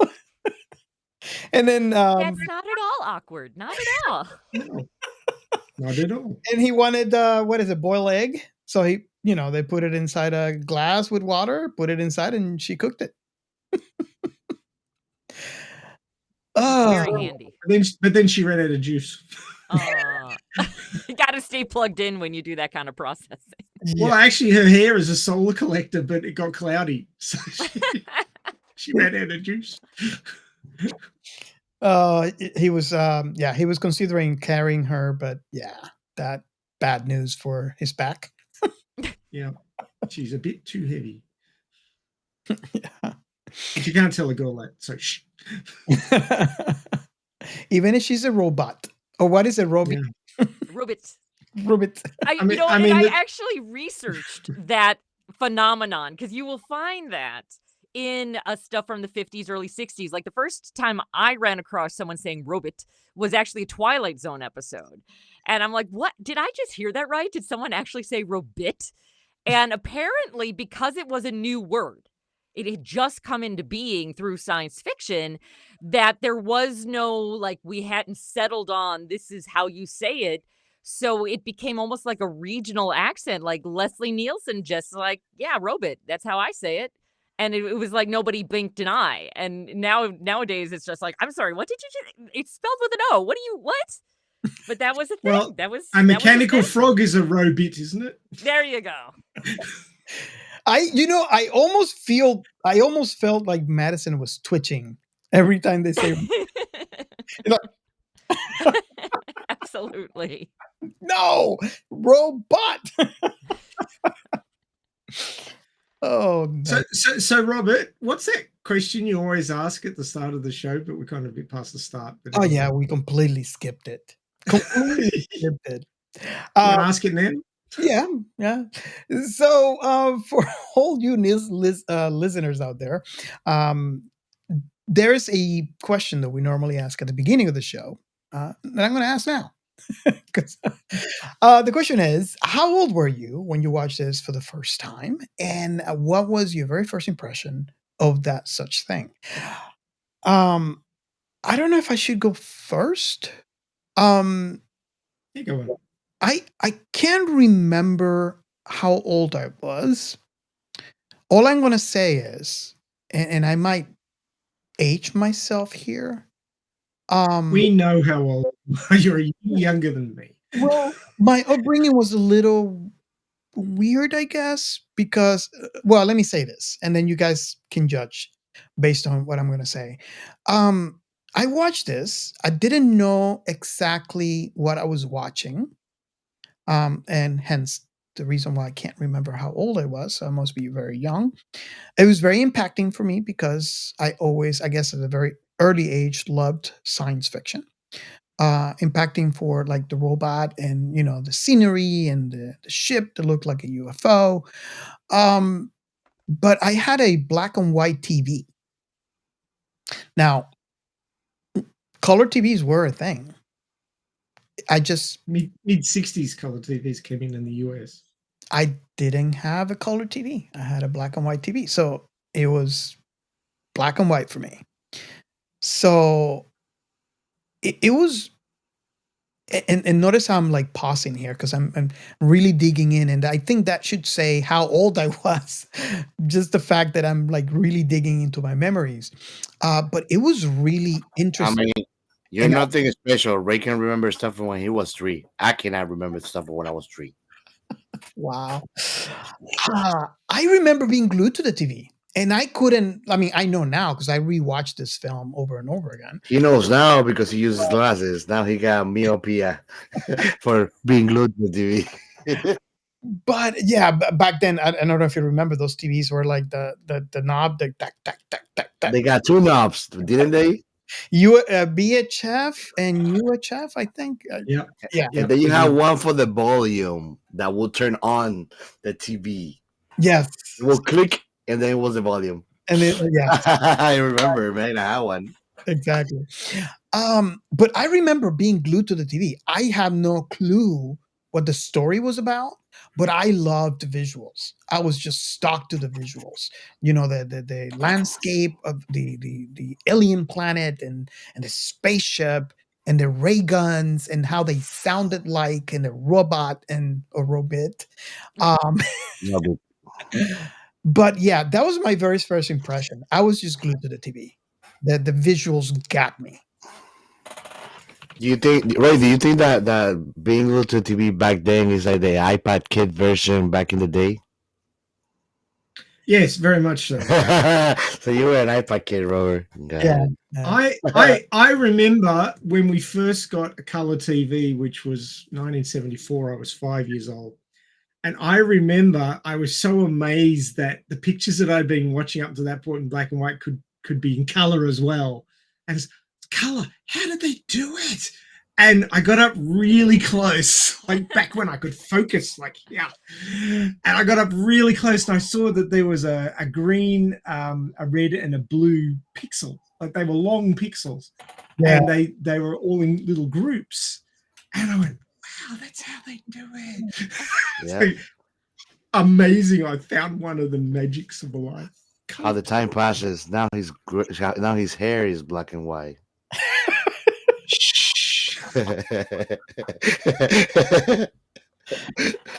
Well, I watched it for the first time today, actually, guys. I was so nervous too because if you listen to the show long enough, you know that Gio, I don't know. I think he's changed a lot. If you think about it. If you go back to season 1 of this show, he was very opposed to what's the word? Old timey sci-fi. Yeah, you know, stuff like that that didn't look um Modern, didn't look the part. high fidelity FX. Yeah. So now I would have to say he has changed a lot because he is watching and enjoying a lot more. Even though the effects are not to par with today's technology, but I was I still was a little nervous when I proposed this, but I really wanted him to watch because I feel that if you're a sci-fi fan, you have to watch this film at least once because this film was a pioneer for many things. Yeah. And you know, you talk about Star Trek, you talk about Star Wars. This is one of those films that has influence in part anything that came after. So yes, that includes Star Trek, that includes Star Wars, and everything else. And I was nervous because you know I kind of know what his taste is, and I was really surprised that at least he enjoyed the visuals, and I let him. Oh, that's so romantic. I make you nervous. So go ahead. I'm sorry I interrupted you, but I just figure I had to mention that because I was really happy when you said that. You know, granted his story and the other stuff, you know, we'll talk about that. But Hmm. as far as your first impression on that, I mean, it was a fun watch. It was interesting. Like I've said in many episodes before, when we look at things that are from other times, it usually does represent how we were as a society in that time. It don't necessarily and gladly represents who we have become. We have come a long way, which is a good thing, you know. And besides, like I get to like when things are made with care and high quality, it doesn't matter if you don't have computer special effects. This movie is the proof of that. Space Odyssey, which is not too far apart in time from it, is another proof of that too. That when things are done with a lot of detail and a lot of care, uh, you can achieve great things. It could cost a lot of times, but I mean, this is Disney. This is a big titan when it comes to film production back in the day, for sure. Now they're not the only one, but back then I would say that they would hold like the secret formula for great special practical effects, if you may call it. I think that's why they were hired for that, for the science, for the special effects in this film, I because I agree. yeah. And I mean, they were hired too for, if I'm not mistaken, for Longest Run, right? No, I don't think so. I gotta look back. But I do think that some of the people that were involved in Space Odyssey for sure were involved, were part of the Disney production company. We spoke about this when we were talking about Space Odyssey for sure. I'll look it up later.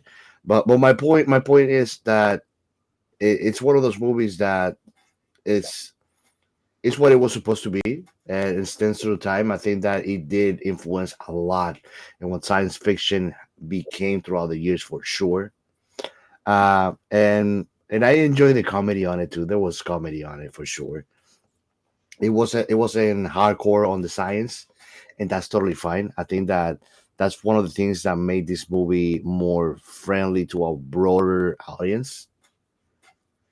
So you don't have to necessarily really need a lot of science that makes a big fundament on the reason why things are how they are. Sci-fi, you know. Okay.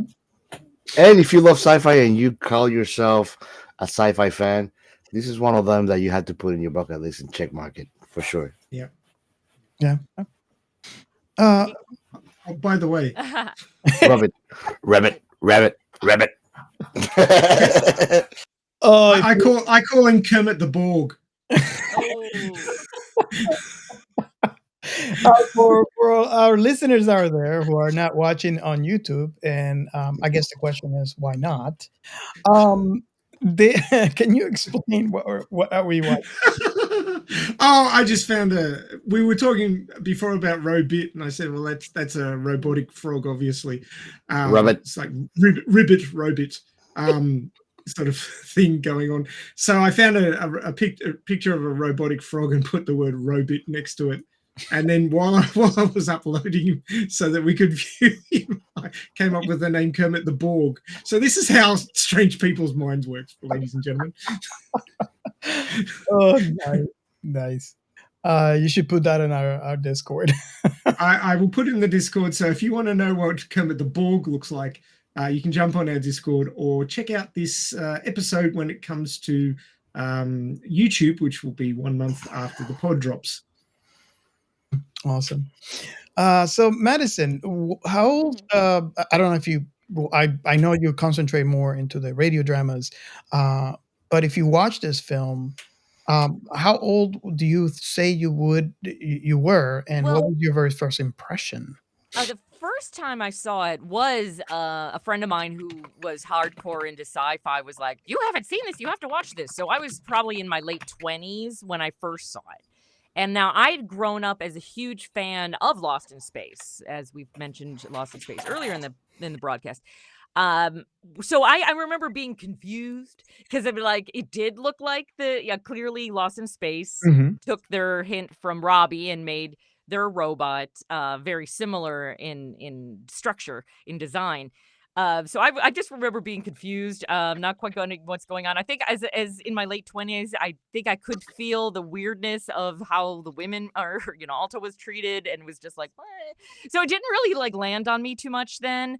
But I did rewatch it. So I listened to the radio, the Australian broadcast, and then I did watch the actual movie itself because I wanted to see how they compared together.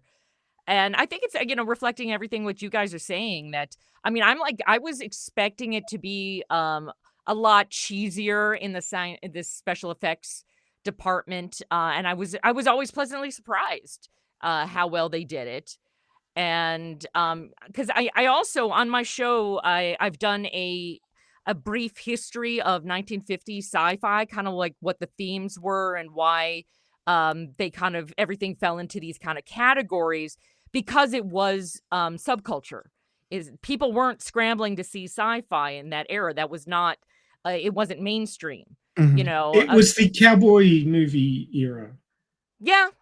Yeah, and what this turned into was the drive-in movie style films, the ones that the teenagers would pile into the back of a convertible and all drive there and watch. So a lot of the themes were a little more juvenile, reflecting what like teenagers could resonate with.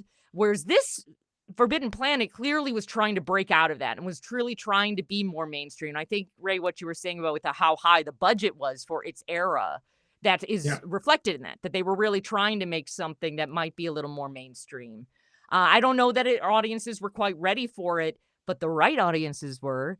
Your ones who would later, Gene Roddenberry sure was ready for this, I bet you Gene Roddenberry saw this. I'm sure he did. Gosh, yes. So it definitely is. It's really funny to think of because we kind of all grew up with all of this sci-fi being kind of part of our lives. To think that nobody had heard of hyperdrive before, they made it up for this. This was the first time that they decided hyperdrive was a thing. And now we hear it all the time and don't even think twice about it. But this was brand new. The first time a film was set completely on a foreign planet.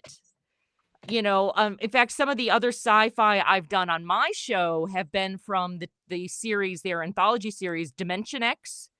And then the one that came after that was X-1. And they would take like old school sci-fi, and then they'd also write new ones for that for their show.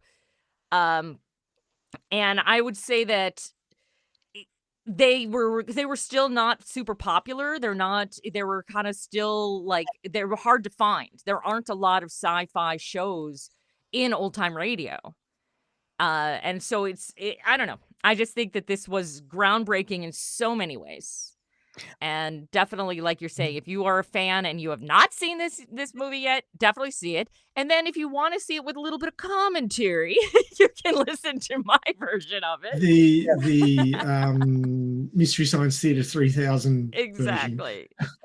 And honestly, I felt like it was MST3K when I was watching the movie, because one of my first jokes is when Robbie says, I speak 187 languages. If you do not want me to speak English, I can speak any of these languages on their And they're like, but he's saying it in English. So how What did I say, Robert? What did I say, Robert? I said exactly that, crazy. When he said that, I was like, and yet he's speaking English. So yeah, exactly. I'm watching the movie like, excuse me. So of course Madison has to comment on it. Yes. It was a robot flex. Okay, he was just showing his superiority. You know what's the crazy thing? The guy, the doctor, had a psychopathic sus attitude from the beginning, and he wanted them to get the hell out of his planet. And what did he manage at the end? Get them the hell out of his planet. There you go. And he had to blow it up to get them to leave. Yeah, but he was single-minded goal. I like that about him. Just before the train with no brakes and no rails wanders off too far from the previous topic, I just Googled about Roddenberry and Forbidden Planet, and it says that in the authorized biography of Star Trek creator Gene Roddenberry, biographer David Alexander notes that Forbidden Planet was an inspiration for Star Trek and quotes a memo from Roddenberry in which he explicitly avoids copying the mechanics of the Forbidden Planet spaceship, but hopes for it to stimulate our own thinking. Well, there's two things that I gotta mention, and I want to echo what you said, Ray. When me and my wife we were watching this film, and towards the beginning of the film, they were mentioning a time. I don't know if you guys remember. They're approaching the planet, and they were mentioning an actual time, a military time. And when that time was mentioned, me and my wife looked at each other. No words. Captain's log. They actually said 1701. Now, if you don't know what that means, you probably are not a Star Trek fan. That's right. Because NCC 1701 is the USS Enterprise. So when they said 70, they meant to say 1700 hours and 1 minute. So they say 1701.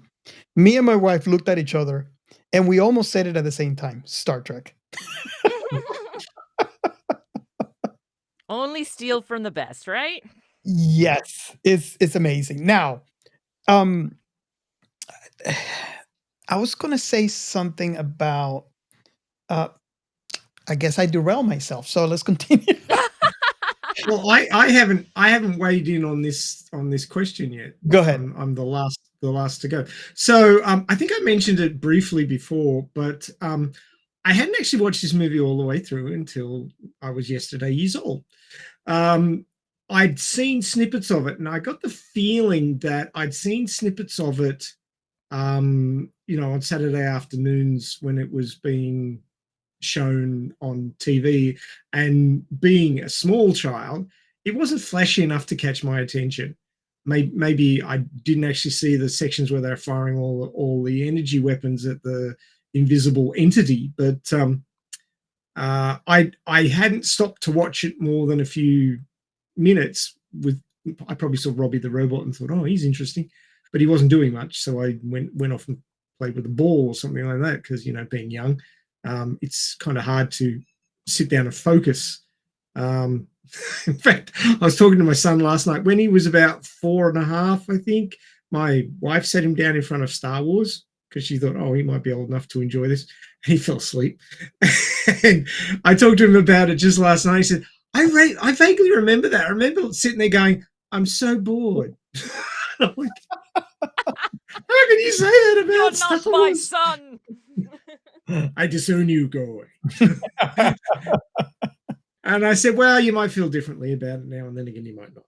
He's a mad Skibbity toilet fan, so he watches a lot of that, which is sci-fi in a big way. It's also disgusting, but it's what kids like. Toilet humor is toilet humor. Doesn't matter where you come from. But this movie hadn't really entered my consciousness as a full movie until yesterday, which is interesting. I was actually confusing with another movie where, as I said before, they get the main character and the main female character get abducted to another planet, and I can't remember if that was Plan 9 from Outer Space or something else. But this one really surprised me in its production values and its dedication to a serious script. Because as everybody else has said, the way these things were tended to be presented, science fiction wasn't taken seriously, so the scripts weren't particularly serious. There's a movie, I think it was Wes Craven was the director, and it's in the early 70s. It's called Dark Star, and I've never been able to finish it. It just irked me too much. I don't know if you guys have seen it. It's sci-fi. It's full-on sci-fi. It's I like to call it comedy sci-fi, but I don't find it funny. So it's just one of those movies I just can't get through to the end of it. I'd much rather watch 2001: A Space Odyssey like 60 times than watch this once. It's just not. It doesn't resonate with me as sci-fi. So I thought Forbidden Planet was going to be in that sort of vein, which is probably why I never sat down and watched the thing through. But I was really impressed by the production quality and the script quality of this movie. Admittedly, it sits a bit funny on the palate with the misogyny, but I could tell from the way that it was written and other movies of the time period that it was a serious attempt at science fiction. So do watch it at least for that, because they gave it a good stab, being a product of its time. I don't think that they were looking forward as much as Gene Roddenberry was with the original Star Trek, and trying to break out of those 50s norms and 60s norms that Roddenberry insisted on breaking out of. And I think you actually referred to Nichelle Nichols at one point there. Yes. In your show. The first I had a female bit of comm officer. Yeah. Guess we're going to have to wait another 10 years for Nichelle Nichols to pull that one off. That's brilliant. I can't praise you enough for your efforts in that one. That was really good. Lots of references. Loved it. Yeah, Loved yeah, it's great. So yeah, I'm really surprised it took me this long to watch this movie, and I probably should have watched it earlier, but I do really enjoy watching movies now that I'm thinking about them for this podcast. It actually improves my enjoyment of them because I'm thinking about them on many different levels rather than just experiencing it. And, it's like skimming over a puddle versus diving the Mariana Trench. That's the sort of difference that I get from being on this show. So I really appreciate being on this show and getting to do this sort of stuff with you guys. It's really great. Well, yeah, and it definitely is the theme. Like when you chose the last line of the film for your quote, is it's a warning of scientists who are trying to act like God. You Yeah. should. It's that which is a big theme of 1950 sci-fi is the God complex of scientists. There's sometimes the scientist is the good guy, and we need to listen to him, and then other times they're like, oh, you're pushing the limits too far. It's too beyond what humans should be doing, and it's a warning for all. You watch this movie, okay, I won't create life, I promise. And then they turn around and create life. Now, I just want to mention this, and this is actually, Madison, what I wanted to mention to kind of add to what you said earlier. They had to have some sort of scientific advisor on this film because I was really shocked, and this is something that I did not notice earlier, but I did notice today. There is a mention when they were trying to make this device, I think it's to call home, the big coiled. There was a mention to a quantum mechanics. Yeah. And I was like, did I actually rewind the film? Because I thought I heard wrong. And this is a 1956 film. I mean, I know that quantum mechanics is not a new theory in science. I know this, and it's been a while. It's just that it was not common knowledge. I will venture to say it's not new in theoretical science. It is in the cradle of birth and when it comes to the practical science of it, if you think about it. I mean, Einstein was talking about this. Mm-hmm. So it's just that now it's kind of like mainstream. Yeah, I said that because I want to make the distinction, at least for me. Correct me if I'm wrong, but I think there's a big leap between theoretical and when it becomes practical science. Everything theoretical is pretty on paper, but until you make it happen in reality, it's just a theory. So you're just trying to get us to kiss you. That's what you're saying. We can't use theory. We have to do it practically. We have to kiss you. Oh, of course. I mean, you can sell me all the dreams that you want, but until I don't make it, I don't see it happening, I ain't gonna believe you. Well, I have to say this here because you guys were not in the watch party. You guys missed it. But I would have to say it right here. Big announcement. Geo, our very own Captain Chaos, is an Alta simp. He's the what? Alta simp. Oh, right. I just said that she was a beautiful lady. That's all. Robert is just trying to get back at me because he's a simp. I am a simp, or you know what? Star Trek. Yeah. What are we a simp of? Me and Ray here that Geo still has hate for. Sabine, entitled Little Princess. Poor Poor little Sabine's thing. awesome. Poor little thing, Sabine. God bless her heart. Such a burden. If you To guys be a pampered little girl. If you guys have no idea what we're talking about, go back to our catalog and look for the Allocca episode. Yeah. Oh dear. That was fire. Yeah. And when I say fire, shots were fired. Oh yeah. Blasters, lasers, yeah.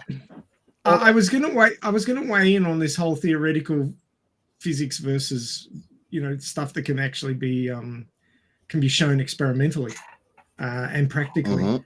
And people have been able to imagine, devise, and theorize things hundreds of years before True. they became practical. True. Perfect example is Leonardo da Vinci. He came up with a concept for a helicopter True. back in the Middle Ages. And it took, 450 odd years before they could actually build one. Yeah. And I think that's the wonders of a mechanical engineer, because the whole basis of it is I want a machine that does this. And I mean, think about it. The actual structure of a helicopter he made evolved drastically for what he made. The one that he made is like in spiraling. It would not fly. But the beauty about a mechanical engineer, which I at some point wanted to study that, is that you have a concept for a machine and the mechanical engineer has to figure out how to make it work. So it's very inventive and creative. And it's but I mean, just coming up with the idea of a machine that could take off and land vertically and keep itself in the air with move. Yeah, it's kind of a mystery how an helicopter moves back and forward and sideways, even though its mechanisms tells you that it only goes up and down. Well, it's the tilt of the main lift rotor. Yeah. But it's still, it's very enigmatic if you think about it. It's not a simple thing. No, it's not. But I mean, people have been able to imagine, theorize things hundreds of years before they become actuality. Absolutely. And that's the beauty of humanity, is that we can come up with ideas that we've never seen before, that have never been seen by anyone before, and people can put it together in their heads and say, well, I can't build this, but maybe someone can. So you write it down, and people read it hundreds of years later. Hey, mechanical science and material science have come a long way. Let's try and make this thing. And then they go and come up with helicopters and all sorts of things. And even with this movie, and I know that Madison mentioned this in her show, that there was, they're saying at the very beginning of the movie, and obviously the radio play, that it took them until 2099 to get to the moon. And in 1956, there was no NASA. It came into being 2 years later. And the amazing thing is that NASA came into being in 1958, and 11 years later landed on the moon. That's like, holy shit, dude. It's like, hey, for our first project, we're going to the moon. You doing what? Yeah. So nobody in 1956 could even imagine going to the moon within, decades and decades and even 100 years. They were thinking it's going to take ages. And 13 years later, after this movie came out, they did it. Yeah. So that's like, wow, humans are amazing when they put their mind to it and throw billions of dollars at it. I was going to say, then half the government's funding it. Yes. Well, have the entirety of the USA funding it. Yes. Because, that was tax money. We have to beat the Russians. Yeah, pretty much.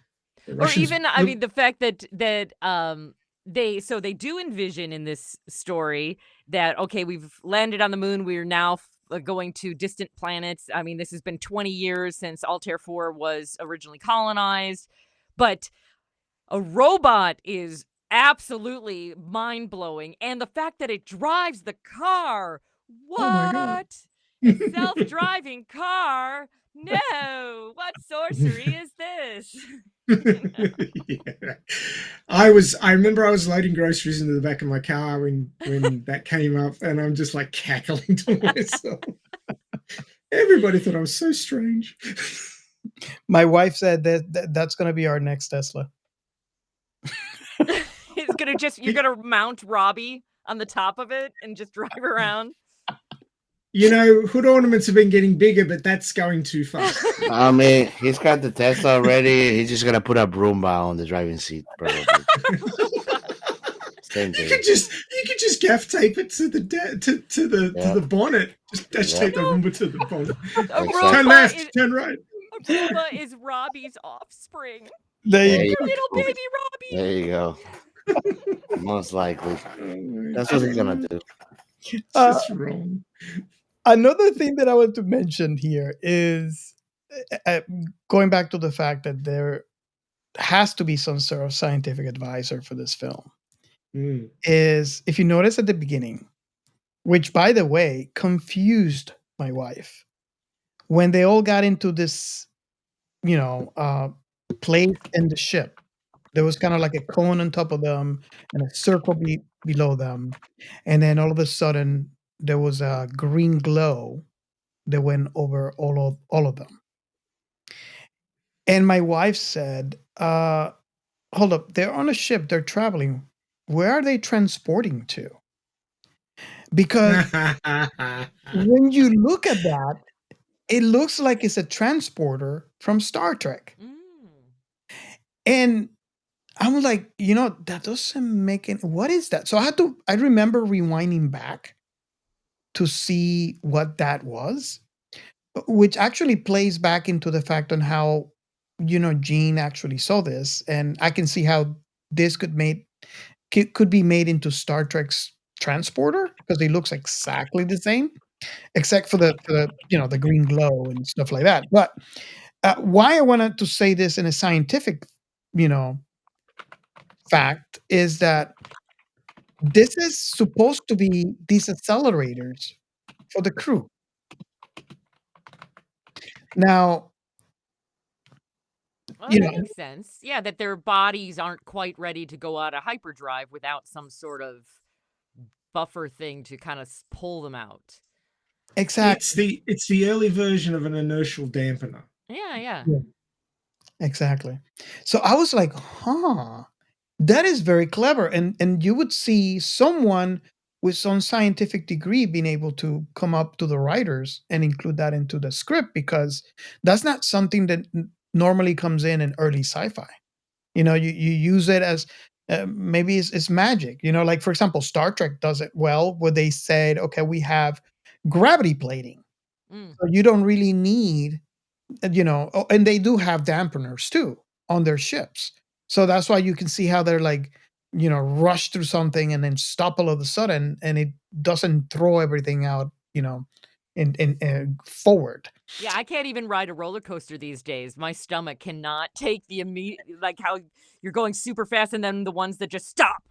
And I feel like my intestines and everything is going, and I'm sick the whole rest of the day. So I could use that next time I go to Six It's probably more Flags. your inner ear canal.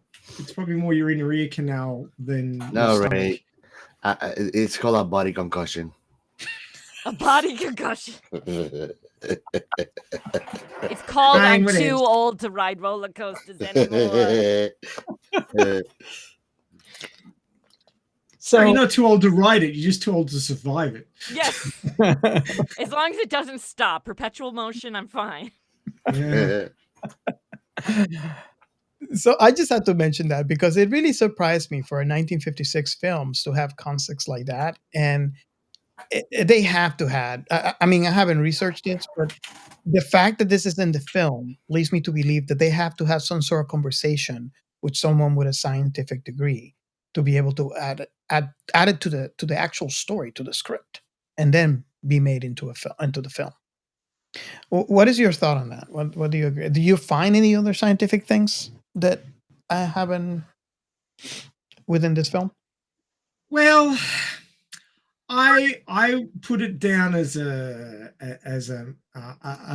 somewhat of a blooper, but maybe not. Maybe they had tacked on the extra time. But when they're standing there at the end, they're counting down to the 24-hour time limit. At least I presume that's what they were. For the self-destruction timer on the Krell reactors on the planet. And they counted down 3, 2, 1, 0, and then on the screen you see and RT4 ceases to be. So my question is, if they're they had to be I think it was 200 200,000 or some such number, 200 million miles away to be safe from the explosion. And they had 24 hours to do it. And so they were counting down and they were watching the screen. But everyone knows that that the distance quoted is roughly 1 AU, the distance between the Earth and the Sun. And it takes 8 minutes for light to get from the surface of the Sun to Earth at light speed. So it's not instantaneous across Light sort of at distance. light speed. What a shock. Yeah, no, who would have thunk it? But so the light of the explosion of Altair should have taken about 8 minutes and 20 seconds to get to the ship. Now, if they hadn't calculated that extra 8 minutes and 20 seconds into their countdown, then they would have been standing around waiting for a while before they saw the flash. Because there would have been another 8 minutes and 20 seconds to go. But you know how smart this movie is. They probably added that 8 minutes and 20 seconds in because they knew they knew about the time delay for the light speed transmission of the explosion flash. So I suspect that their countdown had that extra 8 minutes and 20 seconds added in. So that was my feeling. I kind of felt like a foobar, but not a foobar. If you get my drift, I think they just included it because it's smart. You know what? I'm gonna agree with you on that one because you know, we're looking at a ship that apparently is far into the future, is able to travel in hyperdrive to another planet in a distant, you know, location of space. Computers are supposed to add those kind of calculations within their calculations they need to do. Yeah. So yeah, I can see where you go with that, where you could say, okay, maybe this is a foobar, but no, maybe not. Maybe this is part of how the computers are calculating things, which would make sense. That's what would happen if if this was a reality. If you're in an Robbie was doing the countdown, and I don't think Robbie would screw that up. He's pretty smart. Yeah. But I would like to know why they were sent specifically to check on Altair 4 and report back, but were not given any kind of communication that could report back to Earth base from Altair 4. That was their entire point. The entire point was that they were going, we weren't like on the way and hey, let's stop by Altair 4. Like, no, that was a year out from Earth base to contact, and then they have to try to like put together some sort of radio communication while they're on the planet. I think that was a mistake. I want to be the devil's advocate. Okay, no, please tell me. I might be. No, you, Robert, of all people here. I was expecting that. I'm amazed. I was expecting that from Chaos. Let me know if you feel I'm wrong, because again, I tend to stretch things. You know, and this is not new in the show. I want to say one of the reasons for the mission, and again, I haven't read the book. It was not expressed in the film, right? This is just me, you know, making things up based on what I seen on the film.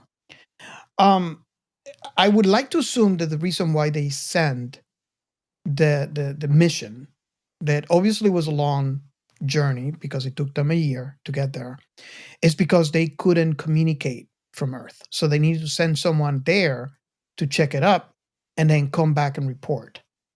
I could be completely off base here, completely wrong. So I'm going to depend on you guys' thought on my reasoning here.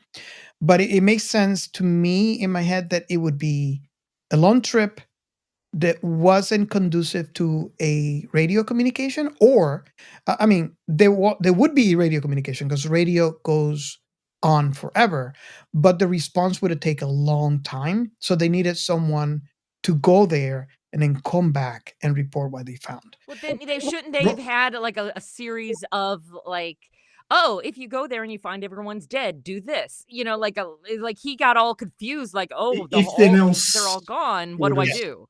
Yes. So I'll just give you some, you know, astrophysics numbers here so that you can understand the the complexities of what you're suggesting. So the distance between Earth and Altair is roughly 16.73 light years. Radio waves travel at the speed of light, so it would have taken 16.73 years for the message with the equipment that they had, if they were using radio waves, to get back. And then you'd have to wait for a response and then wait another 16.73 years before the response got back to Altair. This is the problem, the tyranny of distance, in that even star systems that are not very far away, in inverted commas, compared to the rest of the galaxy and other galaxies, are still a bloody long way away. But this is science fiction. They made up hyperdrive. They're like, we're going to make this thing up and say that they can get there in a year. And so why couldn't they have just made up something? I mean, clearly when they're on Altair 4, Robbie is going to put together a really great communicator for them. It's just that the monster destroys it. So they have the capability. Apparently. Why did the monster destroy it? Because Morbius doesn't want to get the word out. Morbius doesn't want to have to go back. So he's just trying to shut everybody up. But they even if it's there not was conscious, the capability to make the communicator. Right? That is right, but it sounded like it was a big heavy thing. They had to cannibalize part of the ship to build it, so they wouldn't have been able to take it with them. That is the issue. It hadn't been miniaturized enough yet. And it seemed to me like it was Krill technology that would allow that. Or no? I still think his orders were very vague for just show up there and be like, oh, I don't know what to do now. They were cannibalizing the trip. Yeah, I think you're right. The orders should have been a bit better thought out. I agree with you. So yeah, it was a bit of a plot foobar. I also wanted to bring this up because I know that we have a certain Star Trek simp on the team here. I wonder who that could be. To travel to Altair in a year, you would have to be, because it's 16.73 light years away, you'd have to be traveling 16.73 times the speed of light, basically. But because I'm a science nerd, I went and looked this up. And if you're comparing it to warp factors from Star Trek, which people tend to look at, well, this is how going warp factor 2, going warp factor 3, because anybody who's watched Star Trek has heard that so much that it's just indelled upon your sci-fi brain. So warp factor 1 is the speed of light, which is an interesting sort of setting of the scale, as it were. Warp factor 2 is 8 times the speed of light. Warp factor 3 is 27 times the speed of light. So they would have had to have been traveling about 2.6 warp 2.6 to get there. So it's the NX-01 Enterprise. Basically, yes. Wow. Nice. And Altair 4 would have to exist. Now, this is true, but we don't know that it doesn't. Oh.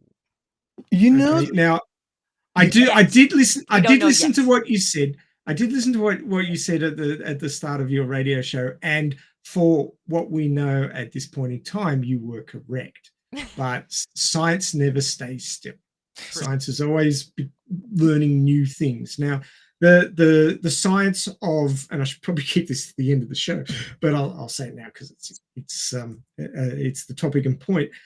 The discovery of planets orbiting other stars is in its infancy, and basically you need the planet to orbit in front of the star before you can spot it. Basically, it's the drop in solar radiation levels which tells you there's a planet passing in front of the star, and depending on how the light warps and how the colors change and how much it drops by, it tells you how close it is to the star, how big it is, what some of the atmospheric constituents are like, all that sort of stuff. So they get a lot of information from it, but they've got to have that planet pass in front of the star in the first place. Now, not every star system has its orbital plane, and that's the plane in which the planets orbit around the star. And in our Sol star system, all the planets that we call planets are on the same orbital plane. Now, we used to call Pluto a planet, and it is on a different orbital plane to the rest of the planets, which was one of the reasons I said, we don't think so. But we have an orbital plane, and that's the level at which all of the stars are orbiting. And why it ended up like that is because, as you mentioned, the remaining material accretes into a disk, and then that disk forms planets, and that's why they all end up on the same rotational plane, because that's how it accreted. It's just a physical phenomenon of material being attracted to each other by microgravity. So that orbital plane, if it's in line with our view of that star, if the orbital plane is there and the planet, or it could be on an angle like that, but as long as it's crossing our view of the star, we get to see the planets pass over and go, that star system has planets because we saw the light drop.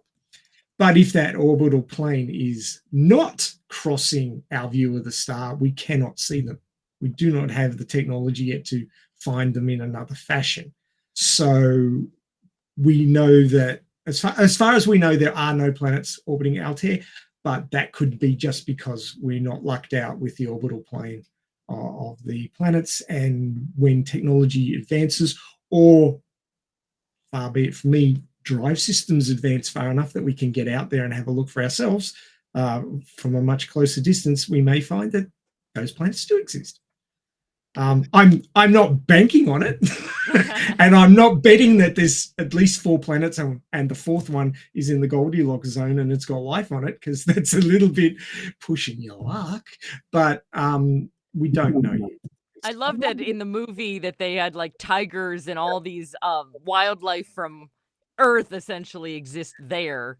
Like they didn't talk at all about, did they bring them with them? Was this an experiment, or they did? They did. It's in the movie. They really? did. Okay, I didn't remember that part, because all I could stand was when he kills the tiger. It's like, no. Yeah, it was a bit of a no. Apparently the Krell, when they were like the preeminent species in this part of the galaxy, they visited Earth. And they picked up some specimens and brought them back, and those specimens got out of the zoo after the Krell all disappeared, and took up residence on the planet. Good for them. Yeah, so that's what they said. So Alta just went into the tiger, and she befriended the tiger.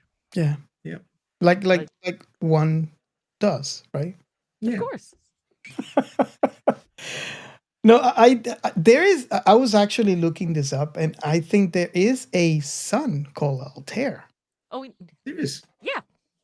So, dude, I told you it was 16.72 light years away. That exists. I wasn't it's just making they that don't up. have any proof that any planets exist. Yeah, that was our point. Yeah. Yeah. It's interesting. It's very interesting to me, and this is kind of like the point that I was trying to make, that they had to have some sort of scientific advisor, and this, at least when they were doing the script.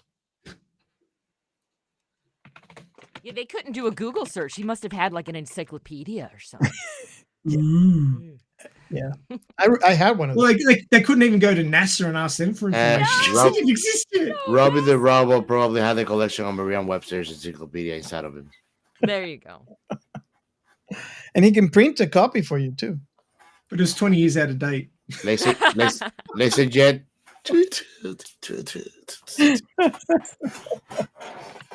Oh wow. Okay. So I guess, unless anybody wants to add anything, we are at that point of the show where we ask the last question. Just before you do, Altair is a bright star in the constellation Aquila that's visible to the naked eye from Earth, especially in places with dark skies. True. It's the 12th brightest star in the night sky, and one of the closest stars that can be seen without a telescope. So that's probably why they picked it. A little bit of trivia for you, but if you like Assassin's Creed, the very first Assassin's Creed character is named Altair as well, and it's in reference to that star. Oh, has anybody heard of the Summer Triangle? Is that where 3 people are in love? Is that in, No, it's not. It's not a rom-com reference. Is Although that- it's probably been referenced in a rom-com. Well, you see here in the East Coast, we got Bermudas and triangles. All right. Okay. are you sure it's not in the Florida, Everglades? No, it's from the Bahamas. It's called the Bermuda Triangles. The summer triangle is referenced to Altair, Vega, and Deneb, 3 stars that are very prominent in the summer night sky. Did they get to resolve their romantic issues? Who Yeah. knows? They kiss out that, so everything is so fine. It's all right. Aw. Altair kisses everybody, so gotta go with that. Okay. So Moving on. no, I was just saying if anything, if we don't have anything else to add, we can move on to the last question of the show. So this might play differently for each one of us here. The question that we ask at the end of the show is usually, when you collect the amount of times that you watch the thing that we're talking about. In some cases, it's many times. In some cases, is only one time, mainly today. What is your collective last thought on the film? And I don't know how we want to tackle this. Who wants to go first? Or I can go since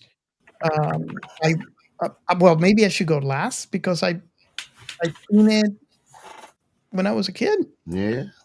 Or who wants to go first? I'll go first. I apologize. I think that my voice is going away little by little.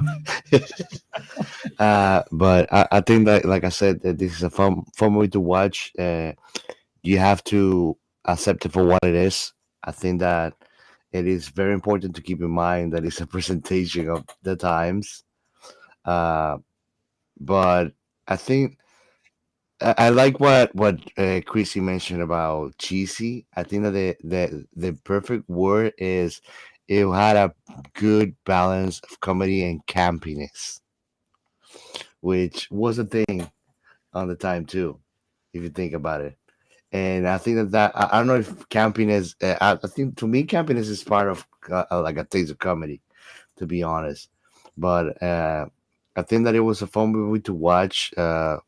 If you're a sci-fi person, you need to have this one under your belt because you will see a lot of things throughout the years that make homage to this specific movie. I assure you that much, and you guys will confirm that to me. And I think that it's a movie that will not be forgotten through the years for sure because of the influence that he played on many big sci-fi titles that came after it. And it had great actors too, and the lady was pretty. Yeah, Robert. I'm not a saint, but she was pretty. Awesome. Okay, who wants to go next? Well, I can say that I've pretty much, lived in it. When I do these adaptations, you know, I take the actual audio, I put it into a program that will transcribe it for me, and then I break it down into the script form so it can actually be in a script format.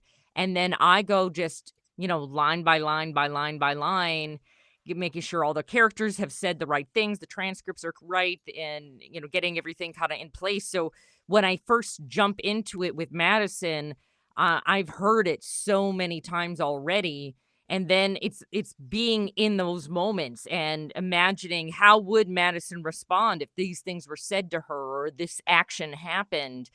And it is, I look at all old time radio as a window into the past, and it is looking at the world as they completely lived it back then. And this is sci-fi. This is what they envision. Like they really wanted a future like this. They envisioned a future like this. And it kind of gets you put into the shoes of people of that era, looking to the stars, not having NASA yet, not having any inclination of anything going, but then having the Cold War going on and the fear of Could the Russians get into space first and they could be spying on us, or could they be launching weapons from space? So there was a lot of like living in the 1950s when you go into this movie, besides it being a projection of the future. So I think it was a great ride. I think it was a great journey. I really enjoy the characters. I enjoy not only commenting on the tropes of that era, but these are well-written characters. This is a well-written journey for the characters, and I loved every minute of it. There you go. Awesome. Nice. Okay, so you want to go next, Ray, or should I? Yeah, I can go next. That's fine.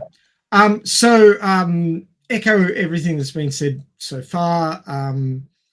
It was a really well put together piece of sci-fi, far better than I thought it was, because I was mixing it up with another movie that was much campier. One thing I will say, and let me share a screen while I do so, something was bothering me about the movie for a little while, and I finally realized what it was like a couple of minutes ago. So this is the uniform of the United Earth Space Force, or whatever they call themselves. The Empire. The Empire. Yeah. My wife said the same thing. And I was watching this, and I felt disturbed about the uniform. The uniform bugged me a little bit. I finally worked out what it was. What do you mean? That's the USSR. Yep. This is fascist. This is the fascist Italian World War II uniform. Yeah, Stalin.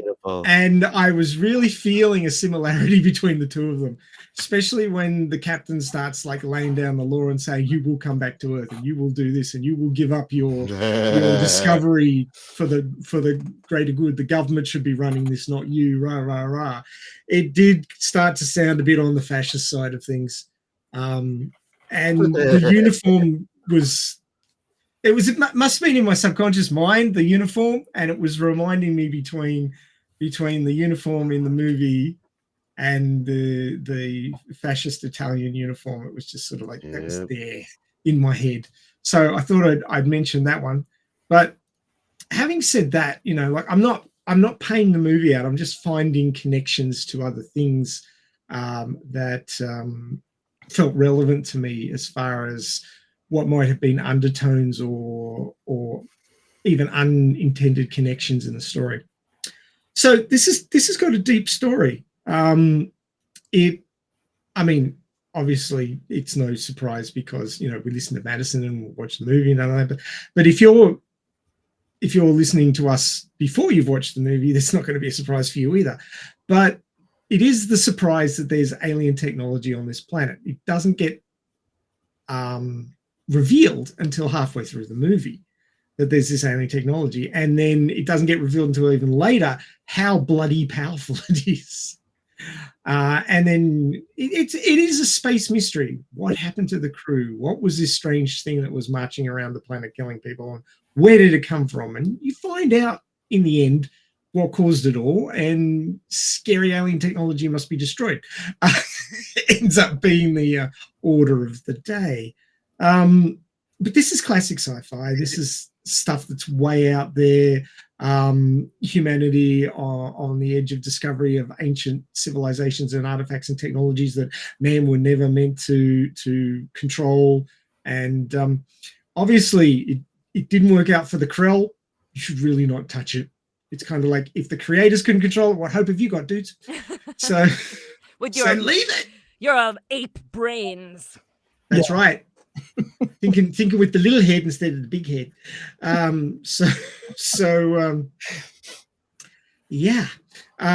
They didn't have much of a chance, really. It wasn't going to end well. Not with the actors on set at the time doing what they were doing in the story. It was pretty clear that it was a cautionary tale about trying to play God and trying to have ultimate power, and how ultimate power corrupts absolutely, and that the darkness within all of our deep subconscious will get out and wreck face, and it did. I enjoyed this on multiple levels, which I wasn't expecting to. And I do think that this is a very good outing for sci-fi, especially for the 50s when you're thinking about things like The Thing and Creature from the Black Lagoon and Project 9 from Outer Space, which is one of the 3 worst movies of all time, apparently. I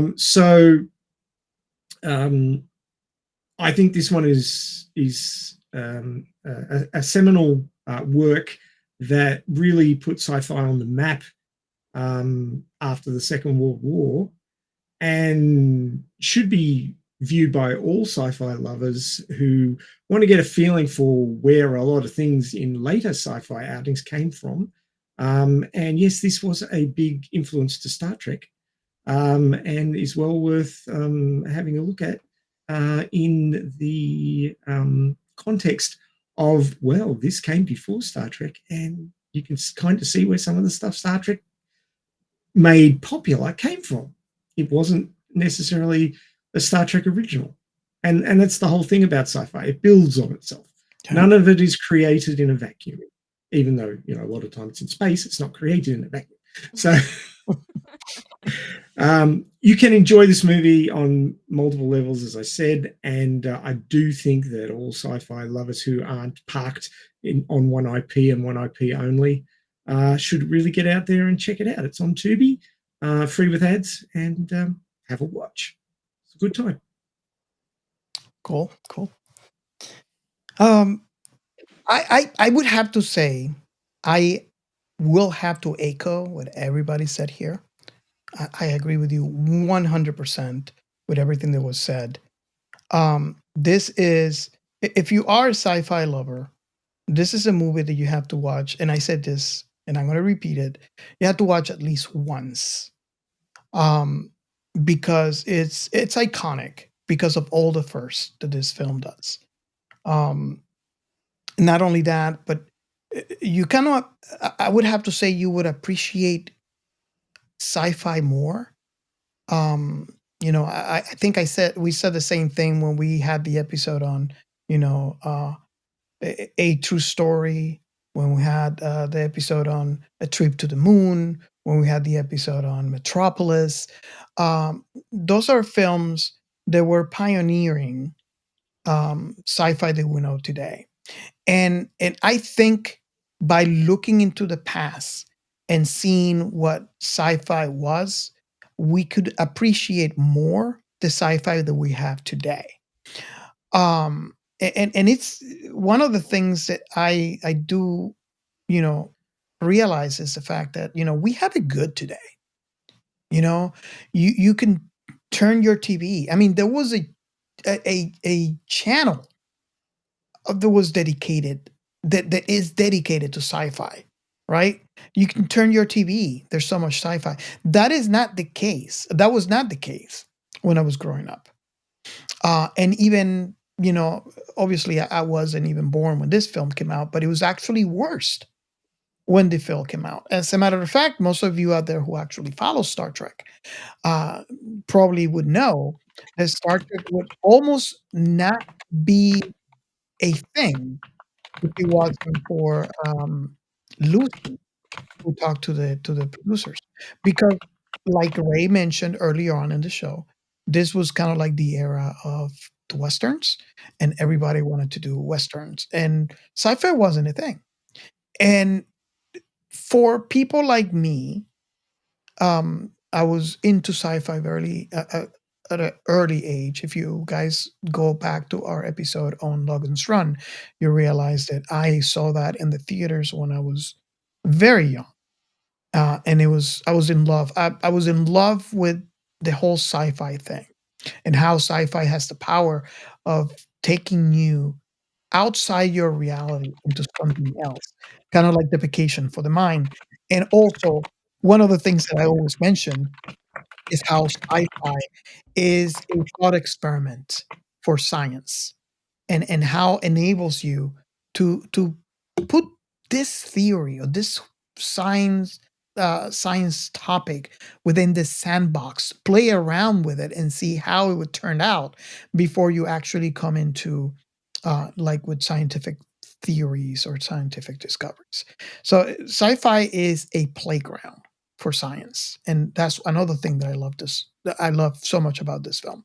Now, this film, it's a pioneer in many other things, and if you are a Star Trek fan, I really encourage you to go watch this film again at least once, so you can see the similarities and where things went. I mean, just realize this is a 1956 film, and I believe the pilot for Star Trek came out in 1966.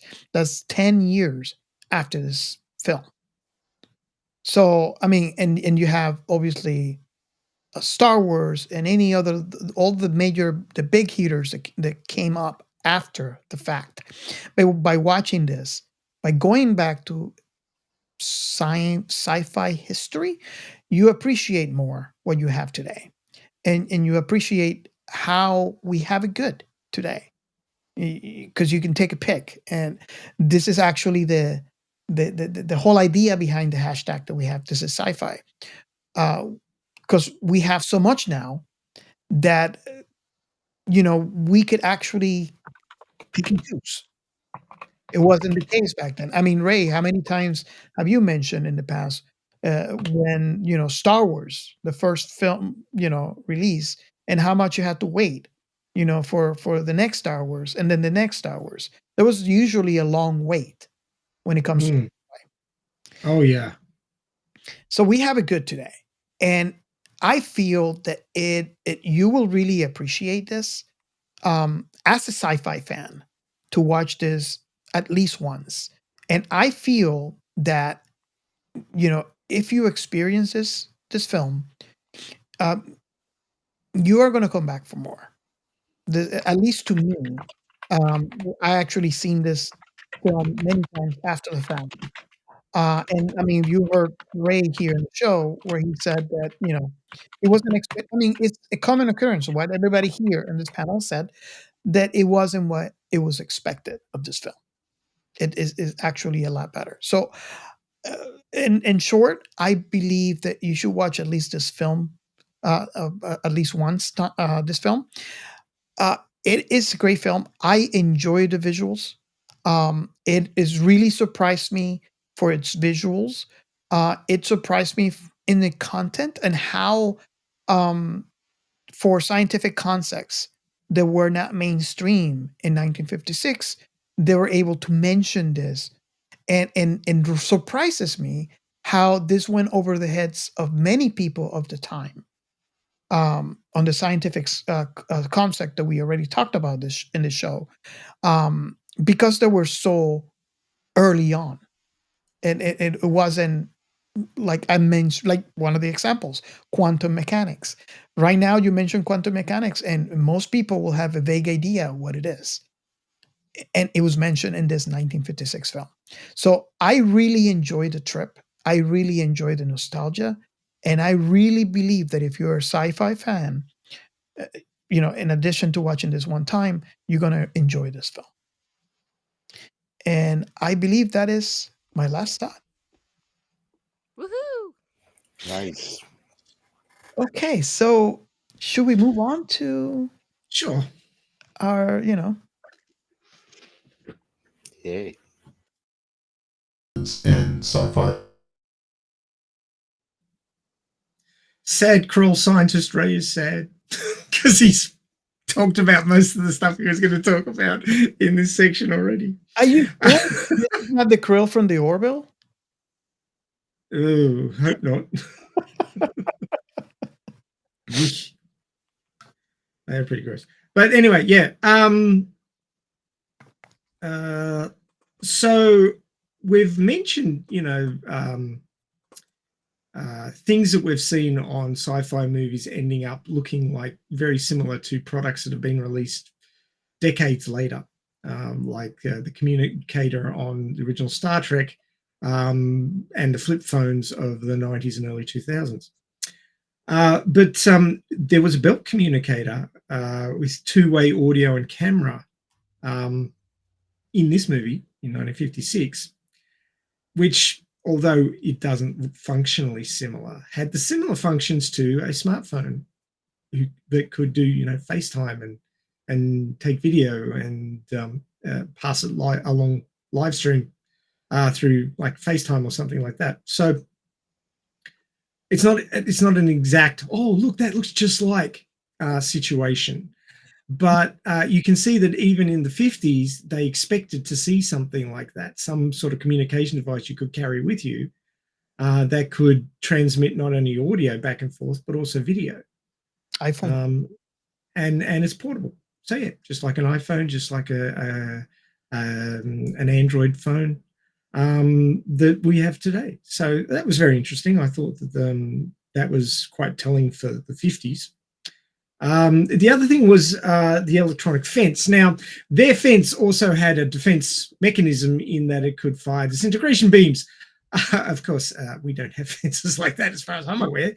The government may be working on it, but we don't have them, at least in civilian defense capacities at this present time. But they do have electronic fences that use ultraviolet detection to detect whether animals or vehicles are passing through them. So that's somewhat similar, not quite as terminal, but at least it has the detection function.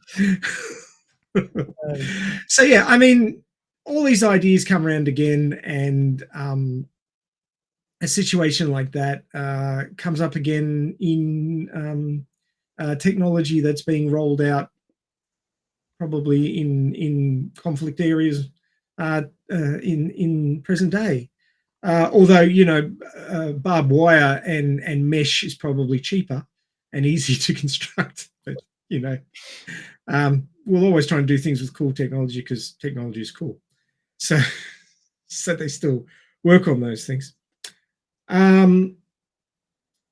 Everything else that I was going to mention, I've kind of mentioned, although while Robert was giving his roundup of the movie, I'm always here with Google going, ooh, I've got an idea. Let's see if this pans out.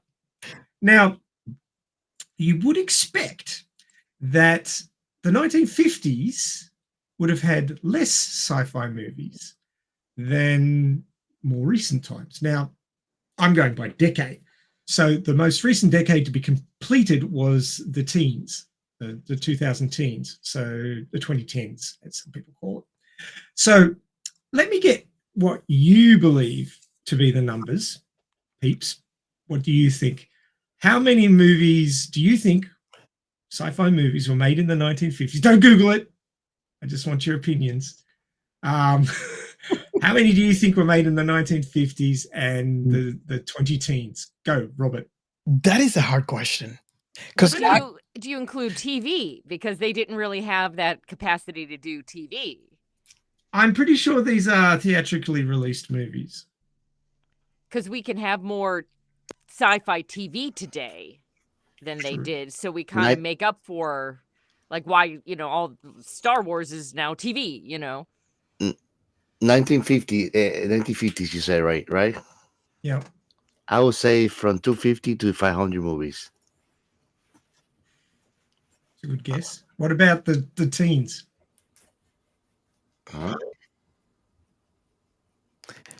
that is a hard question because I remember in my early age dying for new sci-fi. Yeah. Yeah, And but if you now- think about the Sci-fi goes 50s, up and down. There wasn't internet.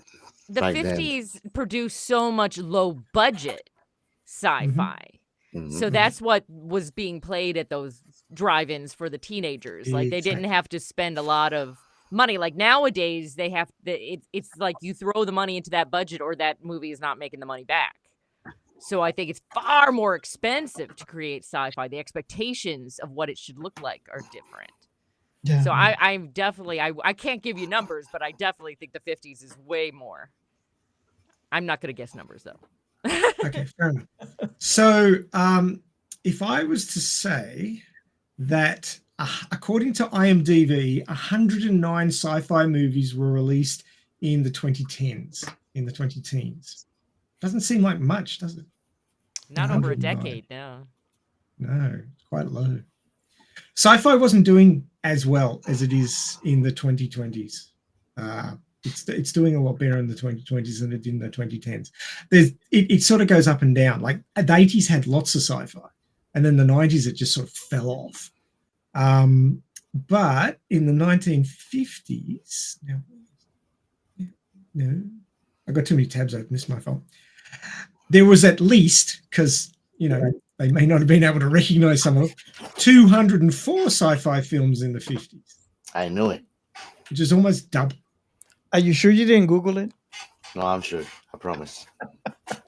The reason I made the guess, I said 250 to 500. I went above, but the reason I took my guess is because we got great writers of all times that were from that time, like Isaac Asimov, Edgar Rice Burroughs, H.G. Wells was before that, So yeah, I mean, sci-fi was in there already.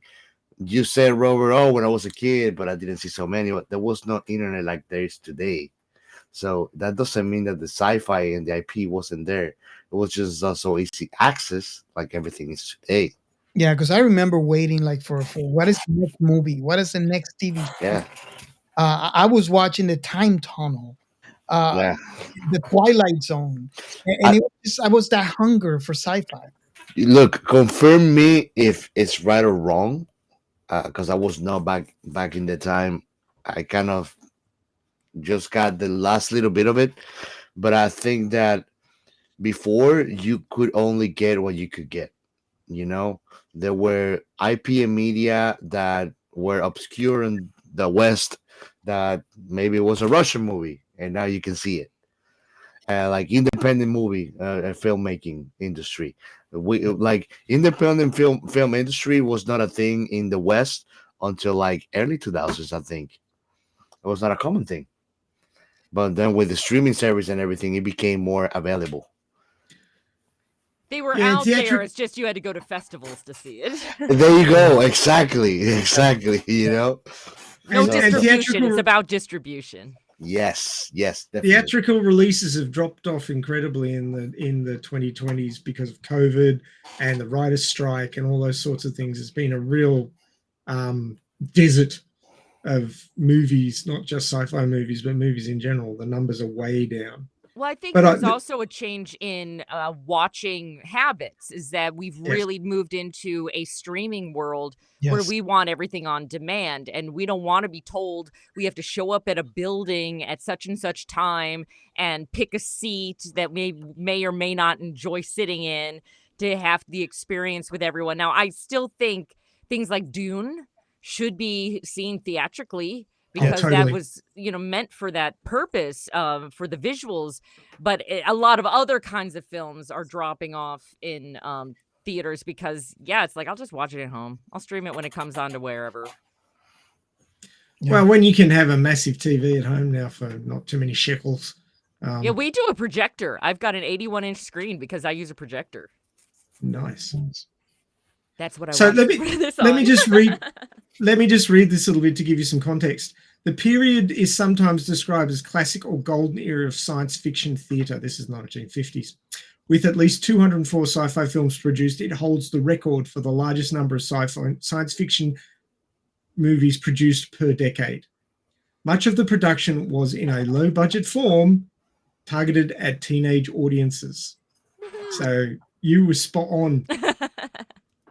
Like I said, I did a little in my first 2 years of doing Madison. I had like bonus features called Madison's Mad Facts, and I would do little kind of like slice of life history of that's related to that episode. And I did a whole 50 sci-fi, and it was so much fun to delve into that, which is on my podcast. If you want to hear that, it's from year one. Nice. Cool. And by the way, if you're watching this episode on YouTube, if you look at the top left-hand corner of the screen, there's going to be a tiny little QR code that you can just scan. And if you scan it right here, it'll take you to Madison on the Air's website. Which is just madisonontheair.com. Not hard. And of course, in the show notes below the podcast, you'll also get all those links. Definitely. And really, if you get on a kick where you're enjoying Forbidden Planet and you're thinking you want to delve into more 50s sci-fi, check out the old time radio shows Dimension X that came out in 1950. And then its follow-up was 1955, X-1. And these are anthology shows. They're about like half an hour episodes. If you go to archive.org, you could just type in a search and you'll find them. They're all for free to stream. Some of them might even have the original, like cigarette ads. Doctors recommend cigarettes, that kind of stuff. It's totally fun. I highly recommend, if you're in a 50s mood, go for it. Awesome. It's almost as factually incorrect as all misogyny. Wow. Okay. So I guess with me running out of things to talk about in the science part, we're closing up the show. Madison, thank you very much for joining us. We always love having you on. Thank you guys so much. Are you floating around any socials that people can catch you on? Yes, I'm on Facebook, I'm on X Twitter, I'm on Instagram. It's at Madison on the Air, Blue Sky Social at Madison Standish, and then my website MadisonOnTheAir.com, and our podcast is on all podcast platforms, and we are also on YouTube, so you can find us on YouTube as well. Madison on the Air. Awesome. And as we've waxed lyrical many times, very, very fun and interesting and well-produced podcast. Yeah. You should all check it out. And of course, even occasionally you could catch Madison, or not so much Madison, but Chrissy, on our Discord channel. Hopefully you'll pop in there a little bit more often because we love chatting with you. But everybody check out our Discord. We are always talking about sci-fi and other interesting stuff. There's memes, there's information about the podcast, there's articles that pop up.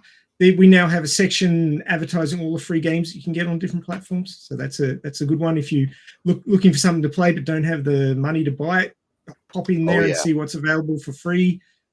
We have sections on all sorts of different gaming where you can see some of the hosts here streaming games or streaming virtual flight simulators. So we do all that sort of fun stuff as well. So do join us on our Discord. The link's there on the page now. You can just QR code that and get on there straight away. Or you can find the Discord invite, which will be in the show notes. So we'd love to have you over there. We'd love to chat with you. We have many, many, many, many different rooms talking about all sorts of different things. And we'd love to chat with you there as well. And remember that Discord is you get out what you put in. So if you're not seeing a conversation that you'd like to have, there, start one. And we'll jump in and we'll talk to you about it because we love talking about sci-fi. We also have a couple of websites. There's sciencefictionremnant.com, all squished together into one word. That's our main website where you can find the latest pod release and our back catalogue. You can also find all of the recently and previously released articles that we've put together. And hopefully you'll find something there that you'll not only find interesting but also entertaining. We also have another website called thisisscifi.net. Yes, that is actually the same name as the hashtag. And it is in its infancy at the moment, but the idea of that website is to be a creators website where we can put things together and create a community of sci-fi creators who can be cross-pollinating, joining each other on their podcasts like Madison did today, and basically having an awesomely good time around the IPs of sci-fi. We have a Patreon if you're interested. It's certainly not free to produce a podcast of this quality. And most of that's going to be paid for by Robert at the moment. But if you would like to support our Patreon, you can get in as an early supporter, and you can suggest to us what you would like to have as Patreon rewards. We're all ears, and we'd love your help, and we'd also love to support you as valued patrons to our podcast and give you the sorts of things that you'd be interested in.